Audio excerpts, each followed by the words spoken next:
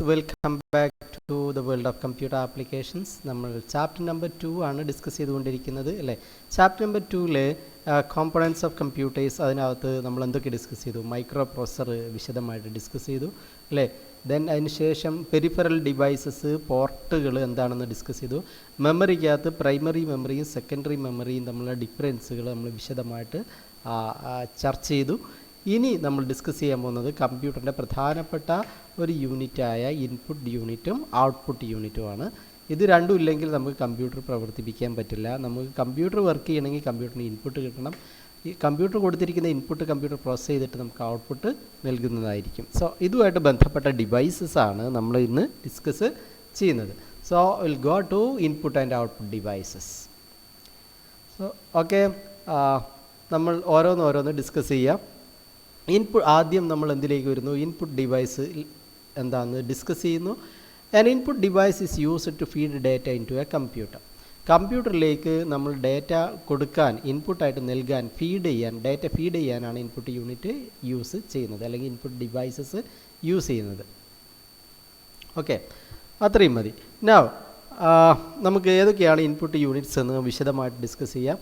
ആദ്യത്തെ input, first one that we are going to discuss is, ആദ്യമായിട്ട് നമ്മൾ discuss ചെയ്യുന്നത് കീബോർഡാണ്. കമ്പ്യൂട്ടറിലെ ഏറ്റവും പ്രധാനപ്പെട്ട ഇൻപുട്ട് യൂണിറ്റാണ് keyboard. Keyboard is the most common input device. അത് ഒന്ന് അവിടെ ഇരിക്കട്ടെ. കീബോർഡ് അലൗസ്, ഇവിടെ ഇറ്റ് എന്ന് ഒഴിവാക്കിയിട്ട് കീബോർഡ് എന്ന് എഴുതാം. Keyboard allows the user to input alphabets, numbers and other characters. Okay, other character to computer എന്ന് എഴുതാം, to computer. Okay, keyboard allows the user to input alphabets, numbers and other characters to computer. കമ്പ്യൂട്ടറിലേക്ക് നമുക്ക് ആൽഫബറ്റ്സും ക്യാരക്ടേഴ്സും എല്ലാ type ക്യാരക്ടേഴ്സും, @ hash, dollar, പിന്നെ ABCD ഇല്ലേ, ഈ 1 2 3 4 ഇതെല്ലാം നമുക്ക് ഫീഡ് ചെയ്യാൻ, കമ്പ്യൂട്ടറിലേക്ക് ഇൻപുട്ട് ചെയ്യാൻ സഹായിക്കുന്നതാണ് കീബോർഡ് എന്ന് പറയുന്നത്. കീബോർഡിൻ്റെ പ്രധാനപ്പെട്ട ഫങ്ഷൻ. നൗ നമ്മൾ ഒരു കീ പ്രസ് ചെയ്യുമ്പോൾ, കീബോർഡിൽ ഇപ്പോൾ ഇവിടെ കാണുന്നത് ഒരു കീബോർഡാണ്. ഈ ഒരു കീ പ്രസ് ചെയ്യുമ്പോൾ, ഇതിനകത്ത് ഇപ്പോൾ ഈ കീ പ്രസ് ചെയ്യുമ്പോൾ എന്താ സംഭവിക്കുക? ഇപ്പോൾ എ പ്രസ് ചെയ്താൽ അതിൻ്റെ ആസ്കി വാല്യൂ ആണ് കമ്പ്യൂട്ടറിലേക്ക് പോവുക. എ പ്രസ് ചെയ്താൽ A65 ആണെന്ന് നമുക്കറിയാം. 65 ആണ് കമ്പ്യൂട്ടറിൻ്റെ എയുടെ ആസ്കി വാല്യൂ. ആ ആസ്കി വാല്യൂ, അതായത് 1 2 4 8 16 32 64, ഇപ്പോൾ 65. ഈ 100001 ആണ് കമ്പ്യൂട്ടറിലേക്ക്, CPU-യിലേക്ക് പോവുക, എ എന്ന് പ്രസ് ചെയ്യുമ്പോൾ. അപ്പോൾ ഓരോ കീ പ്രസ് ചെയ്യുമ്പോൾ അതിൻ്റെ ആസ്കി വാല്യൂ ആണ് ഏതിലേക്ക് പോവുക. ഏത് കീ പ്രസ് ചെയ്താലും, ഇപ്പോൾ 1 പ്രസ് ചെയ്താലും, P പ്രസ് ചെയ്താലും, ഡോളർ പ്രസ് ചെയ്താലും, എനി കീ നമ്മൾ പ്രസ് ചെയ്താലും, ഏത് കീ പ്രസ് ചെയ്താലും കമ്പ്യൂട്ടറിലേക്ക് പോവുക എന്താണ്? അതിൻ്റെ ആസ്കി വാല്യൂ ആണ്. അതാണ് നമുക്ക് രണ്ടാമത് ഇവിടെ പറയാനുള്ളത്. എന്താണ്? Keyboard detects the key pressed and generates the corresponding ASCII code which can be recognized by computer. അപ്പോൾ നമ്മൾ കീബോർഡിൽ കീ പ്രസ് ചെയ്യുമ്പോൾ ആ കീയുമായിട്ട് ബന്ധപ്പെട്ട ആസ്കി വാല്യൂ ആണ് കമ്പ്യൂട്ടർ റെക്കഗ്നൈസ് ചെയ്യുന്നത്. നമ്മളൊരു കീ പ്രസ് ചെയ്യുമ്പോൾ അല്ലേ, ഇതാണ് ഇവിടെ പറഞ്ഞിരിക്കുന്നത്. എന്താണ്? Keyboard detects the key pressed. നമ്മൾ പ്രസ് ചെയ്യുന്ന കീ ഏതാണെന്ന് കീബോർഡ് ഡിറ്റക്റ്റ് ചെയ്യും. Keyboard detects the key pressed and generates, അത് ഐഡൻറ്റിഫൈ ചെയ്തിട്ട് അടുത്ത ഘട്ടം എന്താണ്? Generates the corresponding ASCII code. അതിന് തുല്യമായിട്ടുള്ള ആസ്കി കോഡ് ജനറേറ്റ് ചെയ്യും. Which can be recognised by computer. ആ ആസ്കി കോഡാണ് കമ്പ്യൂട്ടർ റെക്കഗ്നൈസ് ചെയ്യുക. നൗ കമ്പ്യൂട്ടറിനകത്ത് പൊതുവെ 101 കീസാണ് സാധാരണഗതിയിൽ സ്റ്റാൻഡേർഡ് കമ്പ്യൂട്ടറിലുണ്ടാകുക. The standard US keyboard introduced in 1986 as 101 keys. അത് മാത്രമല്ല, അതിലധികമുള്ള കീബോർഡുകൾ ഉണ്ടാവും. ഒരു സ്റ്റാൻഡേർഡ് കീബോർഡിൽ അറ്റ്ലീസ്റ്റ് 101 കീസ് ഉണ്ടായിരിക്കും എന്നുള്ള കാര്യം പ്രത്യേകം ശ്രദ്ധിക്കുക. കീബോർഡിൻ്റെ layout, it has a keyboard layout called QWERTY design. കീബോർഡിൻ്റെ ലേ ഔട്ടിന് പൊതുവെ വിളിക്കുന്ന പേരാണ് QWERTY ഡിസൈൻ. കീബോർഡ് ലേ ഔട്ടിന് വിളിക്കുന്ന പേരാണ് എന്ത്? QWERTY ഡിസൈൻ എന്ന് പറയുന്നത്. QWERTY design. അതുകൊണ്ട് അങ്ങനെ വിളിക്കുന്നതെന്ന് വെച്ച് കഴിഞ്ഞാൽ, നമ്മൾ ഈ കീബോർഡിലേക്ക് നോക്കിയാൽ മനസ്സിലാവും. ഇവിടെ കണ്ടോ, QWERTY. ആദ്യത്തെ ക്യാരക്ടേഴ്സ് ഇതാണ്. ഈ ക്യാരക്ടേഴ്സ് വെച്ചിട്ടാണ് ഇതിനെ എന്ത് വിളിക്കുന്നത്?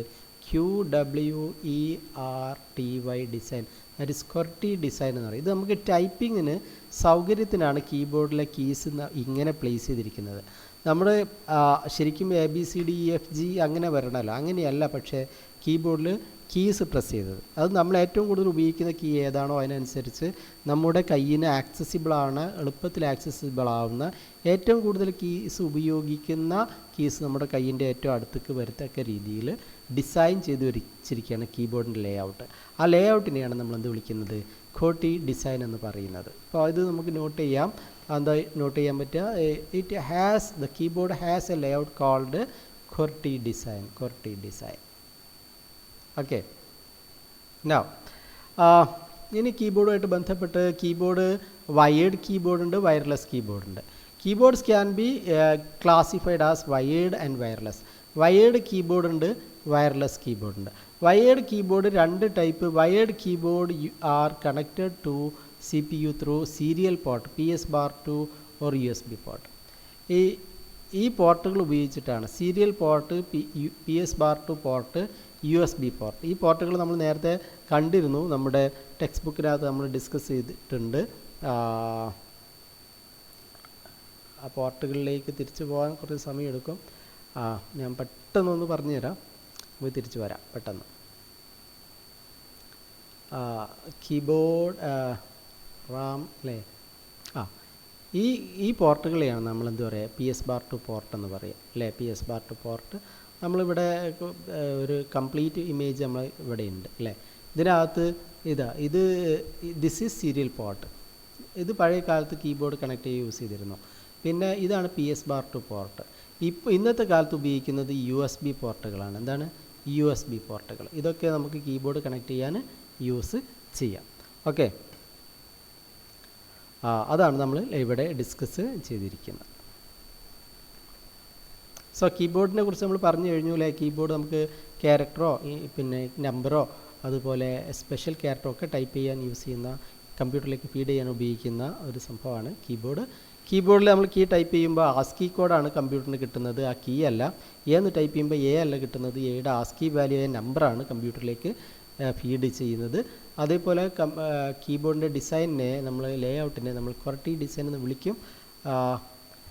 ദെൻ കീബോർഡിന് നമുക്ക് സീരിയൽ പോർട്ട് ഉപയോഗിക്കാം, PS/2 പോർട്ട് യൂസ് ചെയ്യാം, USB പോർട്ട്. വയേർഡ് കണക്ഷൻ ആണെങ്കിൽ ഇതിൽ ഏത് വേണമെങ്കിലും നമുക്ക് യൂസ് ചെയ്യാം. ഇനി വയർലെസ് ആണെങ്കിൽ wireless keyboards are connected to the computer through infrared, radio frequency or bluetooth connections. Bluetooth keyboard ഉണ്ട്, നിങ്ങളെല്ലാം കണ്ടിരിക്കും മിക്കവാറും. ബ്ലൂടൂത്ത് വഴി നമുക്ക് കീബോർഡ് കണക്ട് ചെയ്യാം. റേഡിയോ ഫ്രീക്വൻസി RF വെച്ചിട്ട് നമുക്ക് കീബോർഡ് കണക്ട് ചെയ്യാം. അതേപോലെ നമുക്ക് IR ഇൻഫ്രാറെഡ് റേസ് ഉപയോഗിച്ചിട്ടും കീബോർഡ് വയർലെസ് ആയിട്ട് കണക്ട് ചെയ്യാം. അപ്പോൾ വയർലെസ് ആയിട്ട് നമുക്ക് 3 രീതിയിൽ കഴിയണം. വയർഡ് ആയിട്ട് നമ്മൾ ഇപ്പോൾ യൂസ് ചെയ്യുന്ന USB പോർട്ടാണ്. അതിനു മുമ്പ് PS/2 യൂസ് ചെയ്തിരുന്നു, അതിനു മുമ്പ് സീരിയൽ പോർട്ട് യൂസ് ചെയ്തിരുന്നു. വയർലെസ് ആയിട്ട് നമുക്ക് ഇൻഫ്രാറെഡ് IR ഉപയോഗിക്കാം, അല്ലെങ്കിൽ RF ടെക്നോളജി ഉപയോഗിക്കാം, അല്ലെങ്കിൽ ബ്ലൂടൂത്ത് യൂസ് ചെയ്യാം. ഈ 3 രീതിയിൽ നമുക്ക് കീബോർഡ് കണക്ട് ചെയ്യാം. ഇനി അടുത്തതായിട്ട് നമ്മൾ ഡിസ്കസ് ചെയ്യുന്നത് മൗസാണ്. സെക്കൻഡ് ഇൻപുട്ട് ഡിവൈസ് മൗസാണ്. സോ നമുക്കറിയാം, a mouse is a small hand held device use to indicate the position of cursor or its movement on a computer display screen അല്ലേ? കമ്പ്യൂട്ടറിലെ ഡിസ്പ്ലേ സ്ക്രീനിൽ ഒരു പൊസിഷൻ ഇൻഡിക്കേറ്റ് ചെയ്യാൻ, സൂചിപ്പിക്കാൻ, ഒരു പൊസിഷൻ ഇൻഡിക്കേറ്റ് ചെയ്യാൻ, കർസറിൻ്റെ പൊസിഷൻ, എന്തിൻ്റെ പൊസിഷൻ? കർസറിൻ്റെ പൊസിഷൻ ഇൻഡിക്കേറ്റ് ചെയ്യാൻ ഉപയോഗിക്കുന്ന ഒരു ഹാൻഡ് ഹെൽഡ് ഡിവൈസ് ആണ് mouse. A mouse is a small hand held device. ചെറിയ കൈ കൊണ്ട് പിടിക്കാവുന്ന വളരെ ചെറിയൊരു ഡിവൈസാണ്. Used to indicate the position of a cursor. ഒരു കർസറിൻ്റെ പൊസിഷൻ ഇൻഡിക്കേറ്റ് ചെയ്യാൻ ഉപയോഗിക്കാം. ഓർ ഇറ്റ്സ് മൂവ്മെൻറ്റ്, അല്ലെങ്കിൽ അതിൻ്റെ മൂവ്മെൻറ്റ്, ചലനം on a computer display screen അല്ലേ? മൗസിനെ സംബന്ധിച്ചിടത്തോളം കുറേ ബട്ടൺസ് ഉണ്ട് അല്ലേ? A mouse has 1 or more buttons and possibly a scroll wheel. ഒരു മൗസിന് ഈ ഭാഗത്തൊരു ബട്ടൺ ഉണ്ടാവും, ഇതൊരു ബട്ടൺ ആയിരിക്കും അല്ലേ? ഈ ലെഫ്റ്റ് ബട്ടൺ, റൈറ്റ് ബട്ടൺ ഉണ്ടായിരിക്കും. അതുപോലെ പിന്നെ ഈ ഭാഗത്തല്ല, ഇവിടെയാണ് സാധാരണ നമുക്ക് എവിടെയാണോ നമ്മൾ പിടിക്കുന്നത്, ഇവിടെ ലെഫ്റ്റ് ബട്ടൺ ഉണ്ടാവും, ഇത് റൈറ്റ് ബട്ടൺ ഉണ്ടാവും. പിന്നെ ഇതിനാണ് നമ്മൾ സ്ക്രോൾ വീൽ എന്ന് പറയുന്നത്. ഇത് നമുക്ക് എന്ത് ചെയ്യാം? സ്ക്രോൾ ചെയ്യാം. സ്ക്രോൾ ചെയ്തിട്ട് കെർസറിനെ അങ്ങോട്ടും ഇങ്ങോട്ടും താഴോട്ടും മുകളിലേക്കും മൂവ് ചെയ്യാം. അല്ലെങ്കിൽ ഒരു പേജ് നമുക്ക് ഹൊറിസോണ്ടലായിട്ട് വെർട്ടിക്കലായിട്ട് മൂവ് ചെയ്യാം. Scroll wheel is used for scrolling the screen vertically or horizontally. Scroll wheel ഉപയോഗിച്ച് നമുക്ക് സ്ക്രീനിനെ താഴോട്ട് മുകളിലേക്ക് നമുക്ക് ചലിപ്പിക്കാൻ പറ്റും. നൗ മൗസുമായിട്ട് ബന്ധപ്പെട്ട പ്രധാനപ്പെട്ട കാര്യം there are different types of mouse. Ball mouse ഉണ്ട്, ഒപ്റ്റിക്കൽ മൗസ് ഉണ്ട്, ലേസർ മൗസ് ഉണ്ട് അല്ലേ. ബോൾ മൗസ് ഉണ്ട്. ബോൾ ഉപയോഗിച്ച്, അതായത് മൗസിൻ്റെ താഴ്ഭാഗം നോക്കിക്കഴിഞ്ഞാൽ നമുക്കൊരു ബോൾ ഫിറ്റ് ചെയ്ത് കാണും. പഴയ കാലത്തെ മൗസിലൊക്കെ ബോൾ ഉണ്ടായിരുന്നു. ആ ബോളിൻ്റെ മൂവ്മെൻറ്റിനനുസരിച്ചാണ് കെർസർ മൂവ് ചെയ്യുക. പുതിയതിനകത്ത് ഒന്നില്ലെങ്കിൽ ഒപ്റ്റിക്കലാണ്, ലൈറ്റ് ഉപയോഗിക്കും, അല്ലെങ്കിൽ ലേസർ ഉപയോഗിക്കും. ലേസർ ലൈറ്റ്, അപ്പോൾ അത് നമുക്ക് പെട്ടെന്ന് ഐഡൻറ്റിഫൈ ചെയ്യാം. കളറൊക്കെ ലൈറ്റ് ഉപയോഗിക്കും. ലേസറും ഒരു ലൈറ്റ് തന്നെയാണ്. സോ നമുക്ക് മൗസിനെ നമുക്ക് മൂന്നായിട്ട് ഡിവൈഡ് ചെയ്യാം. ബോൾ മൗസ് ഉണ്ട്, ഒപ്റ്റിക്കൽ മൗസ് ഉണ്ട്, laser mouse.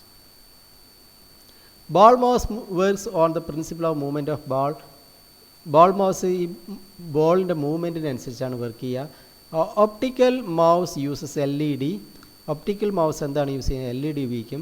Laser mouse uses laser beams. Laser എന്തിനാണ്? For sensing the movement.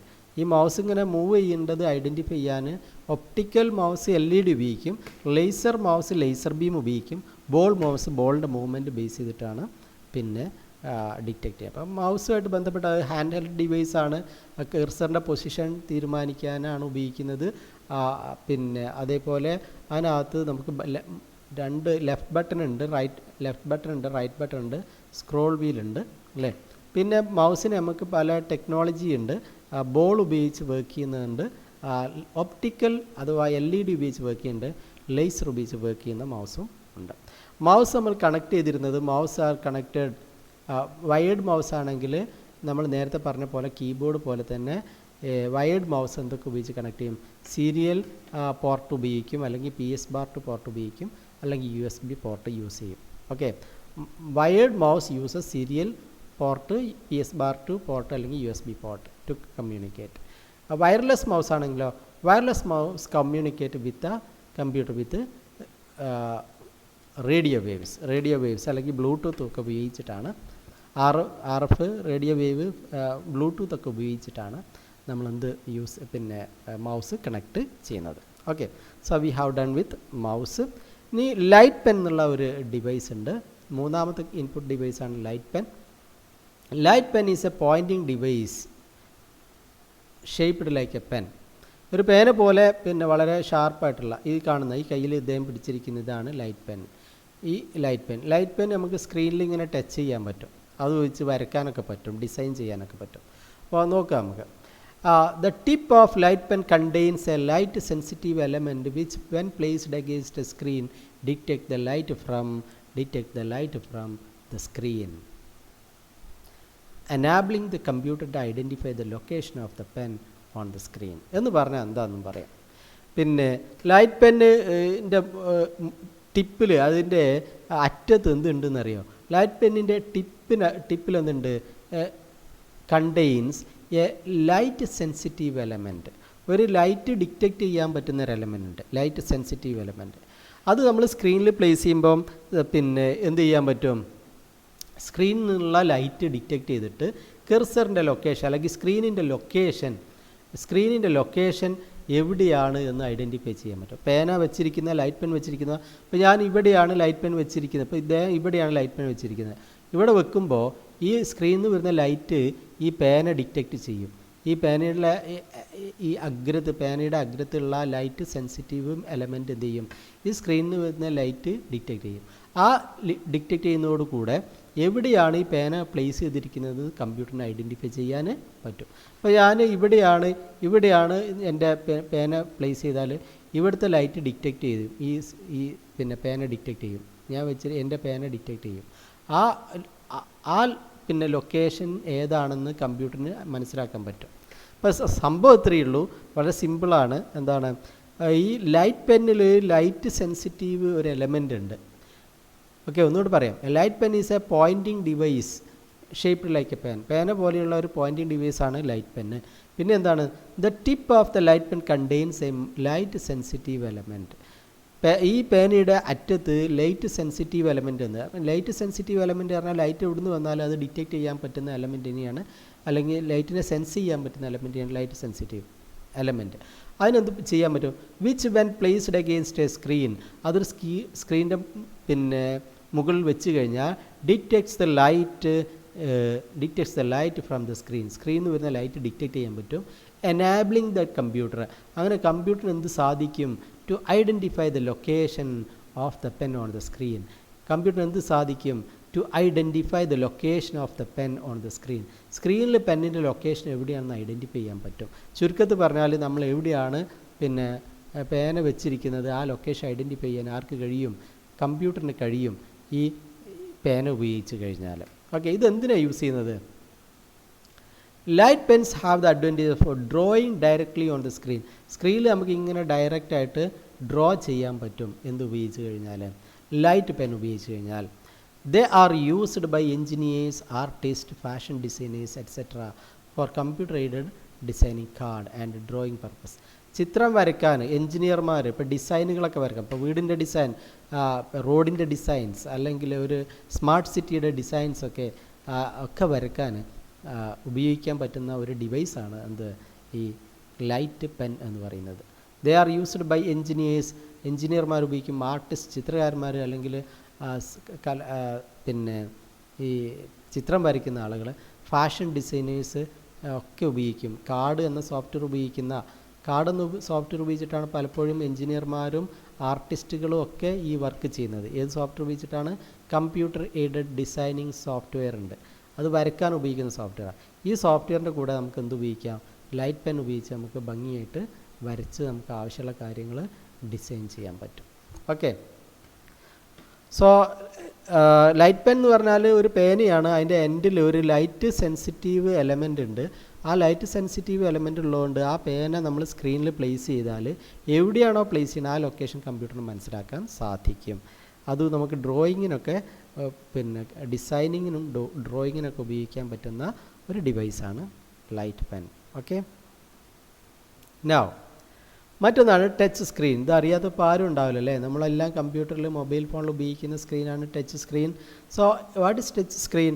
Touch screen എന്താ? It is an input device that allows the user to operate by simply touching on the display screen. Mobile ഫോണൊക്കെ നമുക്ക് work ചെയ്യാൻ എന്ത് ചെയ്താൽ മതി? നമുക്ക് just display സ്ക്രീനിൽ നമ്മളെ വിരൽ കൊണ്ട് ടച്ച് ചെയ്ത് തന്നെ നമുക്ക് എന്ത് ചെയ്യാൻ പറ്റും? നമുക്ക് വർക്ക് ചെയ്യിക്കാൻ പറ്റും. Some computers, tablets, smart phone etcetera have touch sensitive display screen.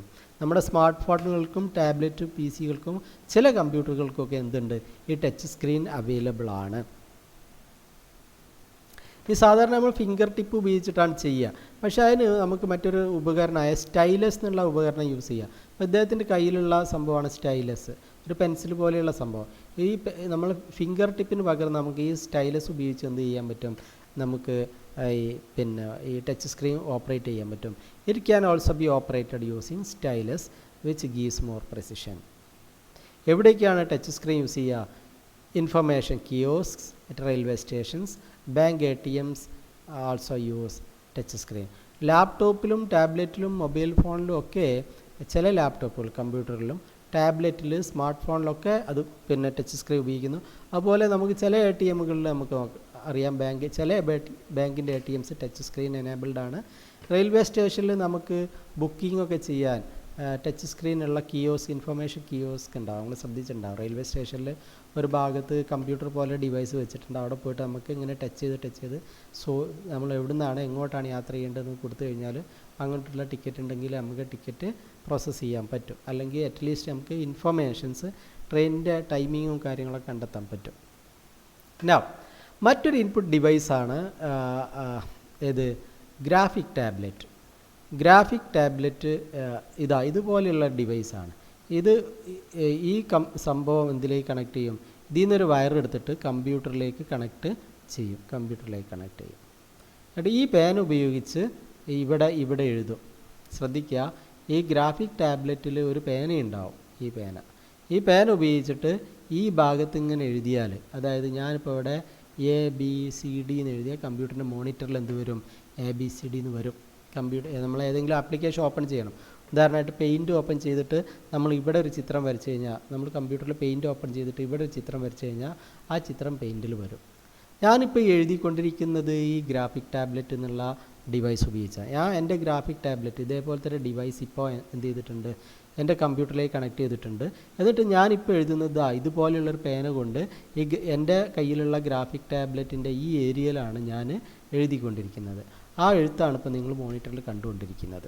So graphic tablet എന്ന് പറഞ്ഞാൽ നമുക്ക് വളരെ സിമ്പിളായിട്ട് എഴുതാൻ പറ്റുന്ന, ചിത്രം വരയ്ക്കാൻ പറ്റുന്ന ഒരു ഇതുപോലെയുള്ള ഡിവൈസാണ്.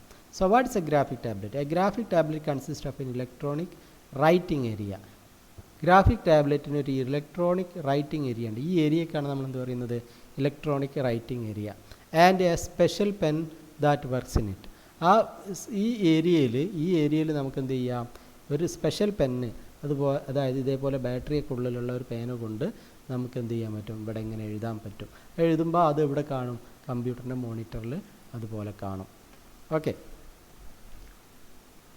Graphic tablet allows artist to create graphical images with motion and action similar to traditional drawings. അത് വേണമെങ്കിൽ എഴുതിയാൽ മതി. ഓക്കെ. ഈ പോയിൻ്റ് ചെയ്താൽ pen of the graphic tablet is a pressure sensitive ആണ്. Harder or soft pressure on the tablet using pen can result in brush strokes in different width and appropriate graphic program. അതെന്ന് വെച്ച് കഴിഞ്ഞാൽ ഇത്ര എഴുതിയാൽ മതി, ബാക്കിയൊന്നും വേണ്ട. The pen of graphic tablet is pressure sensitive. ഈ പെന്ന് ഒരു പ്രഷർ സെൻസിറ്റീവ് എന്ന് പറഞ്ഞു കഴിഞ്ഞാൽ ഈ ഏരിയ ഉണ്ടല്ലോ, ഈ പറഞ്ഞിരിക്കുന്ന ഈ ഏരിയ, ഇതാണ് ഇലക്ട്രോണിക് റൈറ്റിംഗ് ഏരിയ. ഈ ഏരിയയിൽ നമ്മൾ ഈ പേന ഉപയോഗിച്ച് ജസ്റ്റ് പ്രസ് ചെയ്താൽ, ഇപ്പോൾ ഞാൻ ഇവിടെ ഇങ്ങനെ പ്രസ് ചെയ്താൽ, അപ്പോൾ ഇവിടെ പ്രസ് ചെയ്യുമ്പോൾ നിങ്ങളിവിടെ ചിത്രം കാണുന്നു, പക്ഷേ ചിത്രം അവിടെയല്ല ഉണ്ടാണ്, മോണിറ്ററിലാണ്. അപ്പോൾ ഞാനിവിടെ ഇങ്ങനെ പ്രസ് ചെയ്താൽ ആ പ്രസ് ചെയ്ത ഏരിയ മോണിറ്ററിൽ ഇങ്ങനെ കാണും. അപ്പോൾ ഇത് ഞാൻ എൻ്റെ കമ്പ്യൂട്ടറിലെ മോണിറ്ററിൽ കണക്ട് ചെയ്തെന്ന് വിചാരിക്കുക. അങ്ങനെയാവുമ്പോൾ ഉദാഹരണമായിട്ട് ഇത് ഞാൻ ഇവിടെ ഇത് ഞാൻ എൻ്റെ കമ്പ്യൂട്ടറിലേക്ക് കണക്ട് ചെയ്തത് കമ്പ്യൂട്ടറിൻ്റെ മോണിറ്ററാണെന്ന് വിചാരിക്കുക. അപ്പോൾ ഞാൻ ഇവിടെ ഇങ്ങനെ പ്രസ് ചെയ്ത് കഴിഞ്ഞാൽ ആ പോയിൻ്റ് ഇവിടെയാണ്, മോണിറ്ററിലാണ് തെളിഞ്ഞു വരിക. ഓക്കെ. അതുകൊണ്ടാണ് ഈ പെൻ ഒരു പ്രഷർ സെൻസിറ്റീവ് എന്ന് പറയാൻ കാരണം, ഈ പെൻ ഉപയോഗിച്ച് ഇവിടെ പ്രസ് ചെയ്ത് കഴിഞ്ഞാൽ അതിൻ്റെ റിസൾട്ട് ഇവിടെ കാണാം, മോണിറ്ററിൽ കാണാൻ പറ്റും. So this is what graphic tablet. So എന്താ ഗ്രാഫിക് ടാബ്ലറ്റിനെ കുറിച്ച് എഴുതേണ്ടത്? A graphic tablet consist of electronic writing area and a special pen that works in it. അതിനൊരു ഇലക്ട്രോണിക് റൈറ്റിംഗ് ഏരിയ ഉണ്ട്, പിന്നെ അതിനൊരു സ്പെഷ്യൽ പേനയുണ്ട്. Graphic tablet allows users to create graphic images. അത്രയും കൂടെ എഴുതുക. Graphic tablet allows image artist to create graphic image. നമുക്ക് എഴുതാനും ക്ലാസ് എടുക്കാനൊക്കെ ഉപയോഗിക്കാം. അപ്പോൾ ഞാനിപ്പോൾ അവിടെ ഒരു വൈറ്റ് ബോർഡിൻ്റെ ആപ്ലിക്കേഷൻ ഓപ്പൺ ചെയ്തതാണ്. എനിക്ക് വേണമെങ്കിൽ ഇവിടെ എങ്ങനെ ഉണ്ടോ ചിത്രമൊക്കെ വരക്കാം, സിമ്പിളായിട്ട് ചിത്രമൊക്കെ വരക്കാം, എനിക്ക് എന്തും എക്സ്പ്ലെയിൻ ചെയ്യാം. ഈ ഗ്രാഫിക് ടാബ്ലറ്റ് ഉപയോഗിച്ച് എനിക്ക് മാത്തമാറ്റിക്സും ഫിസിക്സും കെമിസ്ട്രിയൊക്കെ പഠിപ്പിക്കാം. A + B, A² + B² - 2AB is equal to A - B whole എന്നൊക്കെ പഠിപ്പിക്കുക. വളരെ സിമ്പിളായിട്ട് പറയാൻ പറ്റും അല്ലേ. അപ്പോൾ ഇത് ഗ്രാഫിക് ടാബ്ലറ്റ് ഉപയോഗിച്ചിട്ടാണ് ഇതൊക്കെ ചെയ്യുന്നത്. Okay. Now okay, the pen of graphic tablet is pressure sensitive. ഈ പെന്ന് പ്രഷർ സെൻസിറ്റീവാണ്. ഈ പെന്ന് ഉപയോഗിച്ച് ഈ ഏരിയയിൽ പ്രസ് ചെയ്യുമ്പോഴാണ് നമ്മൾ മോണിറ്ററിൽ എന്ത് ചെയ്യുക, കറസ്പോണ്ടിങ് സംഭവം കാണുന്നത്, നമ്മൾ വരയ്ക്കുന്നതൊക്കെ കാണുന്നത്. നൗ ടച്ച് പാഡ് അറിയാത്ത ആരും ഉണ്ടാവില്ല. നമ്മുടെ എല്ലാ ലാപ്ടോപ്പിലും കണ്ടോ ഈ ഇങ്ങനെ ഒരു ഏരിയ കാണും നിങ്ങൾ അല്ലേ. ലാപ്ടോപ്പിൽ ഇങ്ങനെ ഒരു ഏരിയ കണ്ടിട്ടുണ്ടാവും. ഈ ഏരിയയാണ് നമ്മൾ എന്ത് വിളിക്കുന്നത്, ടച്ച് പാഡ് എന്ന് വിളിക്കുന്നത്. Touch pad. So touch pad is A pointing device. Mouse പോലത്തെ ഒരു ഡിവൈസാണ് ടച്ച് പാഡും. അപ്പോൾ മൗസിന് പകരമായിട്ട് നമുക്ക് ഉപയോഗിക്കാൻ പറ്റും. Found on portable computers and some external keyboards വേണമെന്നില്ല. Okay. It allows us to move mouse pointer without need of external mouse. ഒരു mouse ഇല്ലാതെ മൗസ് പോയിൻ്റർ മൂവ് ചെയ്യാൻ നമുക്ക് എന്ത് ഉപയോഗിക്കാം, ഈ ടച്ച് പാഡ് ഉപയോഗിക്കാം. ഈ ടച്ച് പാഡ് ഉപയോഗിച്ചിട്ട് നമുക്ക് എന്ത് ചെയ്യാം, മൗസ് പോയിൻ്റർ. ഇപ്പോൾ ഞാൻ ഇവിടെ ഇപ്പം എനിക്ക് വേണമെങ്കിൽ എന്ത് ചെയ്യാം, കണ്ടോ ഞാൻ ഈ ഇതിങ്ങനെ മൂവ് ചെയ്യണത് ടച്ച് പാഡ് യൂസ് ചെയ്തിട്ടാണ്, നിങ്ങൾക്കറിയാമല്ലോ, ടച്ച് പാഡ് യൂസ് ചെയ്തിട്ടാണ്. Okay. Now touch pad is operated by using finger and dragging it across the flat surface. Touch pad നമ്മൾ ഓപ്പറേറ്റ് ചെയ്യുന്നത് എന്തിനാണ്, എന്തുപയോഗിച്ചാൽ ഫിംഗർ ഉപയോഗിച്ച്, കൈവിരൽ ഉപയോഗിച്ച് നമുക്ക് ചെയ്യാം. എന്നിട്ട് നമുക്ക് എന്ത് ചെയ്യാം, അതിൻ്റെ ആ ഫ്ലാറ്റ് സർഫേസിലൂടെ മൂവ് ചെയ്യുമ്പോൾ കെർസർ നമുക്ക് മൂവ് ചെയ്യിക്കാൻ പറ്റും. സോ എന്താണ് ടച്ച് പാഡ് എന്ന് പറഞ്ഞു കഴിഞ്ഞാൽ എല്ലാവർക്കും അറിയാം, What is touchpad? It's a pointing device found on portable computers. It allows us to move mouse pointer without need of external mouse. Touchpad is operated using finger and dragging it across the flat surface. അല്ലേ, അത്രയും മതി. ഇപ്പോൾ touch പാഡിലും buttons ഉണ്ട്. Touch pad has also buttons, 2 buttons below the touch pad. മൗസിൽ നമുക്കൊരു 2 ബട്ടണുള്ള പോലെ തന്നെ ടച്ച് പാഡിൽ 2 ബട്ടൺ ഉണ്ട്. ഉദാഹരണമായിട്ട് ഈ ടച്ച് പാഡ് എടുക്കുകയാണെങ്കിൽ ഇവിടെ ഒരു ബട്ടൺ ഉണ്ടാവും അല്ലേ, ഇതൊരു ബട്ടണാണ്. ഇവിടെ വെച്ച് നമുക്ക് മൂവ് ചെയ്യാം, മൗസ് മൂവ് ചെയ്യാം. ഇവിടെ വെച്ചിട്ട് നമുക്ക് മൗസ് ക്ലിക്ക് ചെയ്യാം. റൈറ്റ് ബട്ടണും ലെഫ്റ്റ് ബട്ടണും റൈറ്റ് ബട്ടണും. Okay, so that's it. അപ്പോൾ ടച്ച് പാഡ് ഇസ് ഡൺ അല്ലേ. Now joystick. Next input device ആണ് joystick. Joystick is an input device used for playing video games. Video games ഒക്കെ നിങ്ങൾ ചില പാർക്കിലൊക്കെ പോയി കണ്ടിട്ടുണ്ടാവും. കാറൊക്കെ ഡ്രൈവ് ചെയ്യാൻ നമുക്ക് ഗെയിം സോൺ ഉണ്ടാവും. ഗെയിം സോൺ പോയാൽ ഈ ഗെയിം കളിക്കുന്നിടത്ത് ഇങ്ങനത്തെ ഒരു ഡിവൈസ് കാണാം. ഇതിങ്ങനെ നമുക്ക് മൂവ് ചെയ്യാം. ഇതിങ്ങനെ എല്ലാ ഭാഗത്തേക്കും നമുക്ക് എന്ത് ചെയ്യാം, മൂവ് ചെയ്യാം. എന്നിട്ട് നമുക്ക് എന്ത് ചെയ്യാം, ഗെയിം കളിക്കാൻ പറ്റും. സോ ഗെയിം കളിക്കാനാണ് സാധാരണ ഉപയോഗിക്കുക.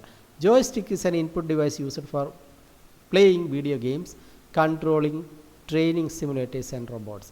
അപ്പോൾ നമുക്ക് ഫ്ലൈറ്റ് സിമുലേറ്ററൊക്കെ ഉണ്ടാവും. വിമാനം നമുക്ക് സിമുലേറ്ററിലിരുന്ന് ഒരു സോഫ്റ്റ്വെയറിൻ്റെ സഹായത്തോടു കൂടി വലിയ സ്ക്രീനൊക്കെ വെച്ചിട്ട് പിന്നെ സിമുലേറ്ററുകൾ നിങ്ങൾ കണ്ടിട്ടുണ്ടാവും. സിമുലേറ്ററുകൾ, ആ സിമുലേറ്റർ ഉപയോഗിച്ച് നമുക്ക് എന്ത് ചെയ്യാം, ഗെയിം കളിക്കാം. അല്ലെങ്കിൽ ഫ്ലൈറ്റ് പിന്നെ ഡ്രൈവ് ചെയ്യാം. അതായത് ഫ്ലൈറ്റ് ഡ്രൈവ് പറഞ്ഞാൽ വിമാനം പറത്താം അല്ലേ, അല്ലെങ്കിൽ റോബോട്ടിനെ വർക്ക് ചെയ്യിക്കുക, കൺട്രോൾ ചെയ്യാം. അതിനൊക്കെ ഉപയോഗിക്കുന്നതാണ്. അല്ലെങ്കിൽ ഗെയിമുകൾ കളിക്കാം. അതിനൊക്കെ ഉപയോഗിക്കുന്ന ഒരു ഇൻപുട്ട് ഡിവൈസാണ് എന്ത്, ഈ പറഞ്ഞിരിക്കുന്ന ജോയ് സ്റ്റിക്ക് എന്ന് പറയുന്നത്. Joy stick. Okay,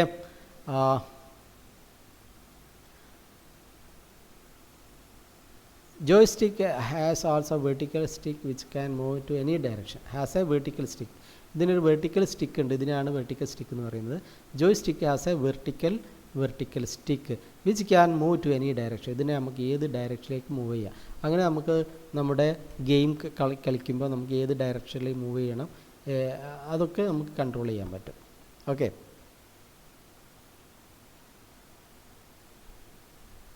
it has button on the top and that is used to select options pointed by the cursor. അതിൻ്റെ കൂടെ ചില ബട്ടൺസ് കൂടി ഉണ്ടാവും. ഈ ബട്ടൺസ് ഇതിൻ്റെ മുകളിൽ തന്നെ ചില ബട്ടൺസ് ഉണ്ടാവും. ആ ബട്ടൺസ് പ്രസ് ചെയ്തിട്ട് നമുക്ക് ചില മെനു ഒക്കെ സെലക്ട് ചെയ്യാൻ പറ്റും. ബേസിക്കലി ഇത്ര എഴുതിയാൽ മതി. എന്താണ്, Joy stick is an input device used for playing games, controlling training simulators and robot. Training simulator എന്ന് പറഞ്ഞാൽ വിമാനം പറത്താൻ ഉപയോഗിക്കുന്ന സിമുലേറ്ററുകളുണ്ട്. നമുക്ക് ആക്ച്വലി നമ്മൾ വിമാനം ട്രെയിനിങ് നമുക്ക് സിമുലേറ്ററിൽ ചെയ്യാം. എന്നിട്ട് ആക്ച്വലി വിമാനത്തിൽ ചെയ്യാം. എങ്ങനെയാണ് പറത്തേണ്ടതെന്നുള്ള വലിയ സ്ക്രീനൊക്കെ വെച്ചിട്ടുള്ള സിമുലേറ്ററുകളുണ്ട്. അത് ഉപയോഗിച്ച് നമുക്ക് വിമാനം പറത്തുകയൊക്കെ ചെയ്യാം. അതിനൊക്കെ നമുക്ക് എന്ത് ഉപയോഗിക്കാൻ പറ്റും, ഈ ട്രെയിനിങ് സിമുലേറ്റർ ഉപയോഗിക്കാൻ പറ്റും. നമുക്ക് വേണമെങ്കിൽ യൂട്യൂബിൽ നോക്കിക്കഴിഞ്ഞാൽ അത് കാണാൻ പറ്റും.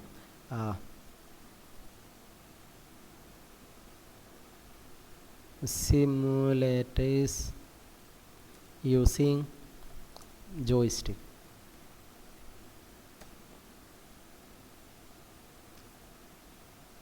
ഇത് കണ്ടോ, ജസ്റ്റ് ഒന്ന് കാണാം. I like to use flight sims to try and stay current, especially when I can't go out flying for real. And I recently got hold of this new Logitech 3D Pro joystick to try and add a bit more realism to the whole flight sim experience. Animal Crossing. And find out if having something like this can actually help if you are learning to fly. Not actually playing anything. It's not even full power go around. Okay, I need to map a few more keys. Hang on. Power to think, create, solve problems. Give your child the superpower of the future.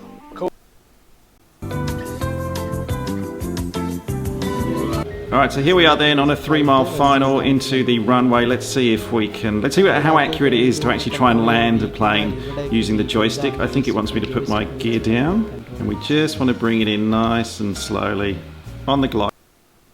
What I use this for though is I do a fair amount of IFR or instrument flight rules training. I want to see how good this is for all surfaces that you get flying for real.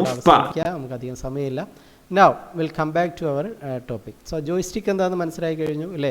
ഇനി microphone, എല്ലാവർക്കും അറിയാം microphone എന്തായാലും microphone input ഡിവൈസാണ്. നമ്മൾ സംസാരിക്കുന്ന data നമ്മളെ speech കമ്പ്യൂട്ടറിലേക്ക് ഇൻപുട്ടായിട്ട് കൊടുക്കാനാണ് microphone ഉപയോഗിക്കുന്നത്. Okay, a microphone can be attached to a computer to input sound. അപ്പോൾ ഞാൻ ഈ പറഞ്ഞുകൊണ്ടിരിക്കുന്നത് ഒരു മൈക്രോഫോൺ വെച്ചിട്ടാണ്. ഇവിടെ നിങ്ങൾ കാണുന്നുണ്ട്, ഇത് റെക്കോർഡ് ചെയ്യപ്പെടുന്നുണ്ട് അല്ലേ, റെക്കോർഡ് ചെയ്യപ്പെടുന്നുണ്ട്. അതായത് ഞാൻ പറയുന്ന ഡേറ്റ കമ്പ്യൂട്ടറിലേക്ക് ഇൻപുട്ടായിട്ട് വരുന്നുണ്ട്, എന്നിട്ടാണ് റെക്കോർഡ് ചെയ്യുന്നത്. ഓക്കെ, അതേപോലെ ശ്രദ്ധിക്കുക, അതാണ് microphone. It accept sound which is analog in nature as input and convert it to digital format. അപ്പോൾ നമ്മൾ സംസാരിക്കുന്ന ഡേറ്റ എന്ത് ടൈപ്പ് ഡേറ്റ? നമ്മളെ sound analog ഡേറ്റയാണ്.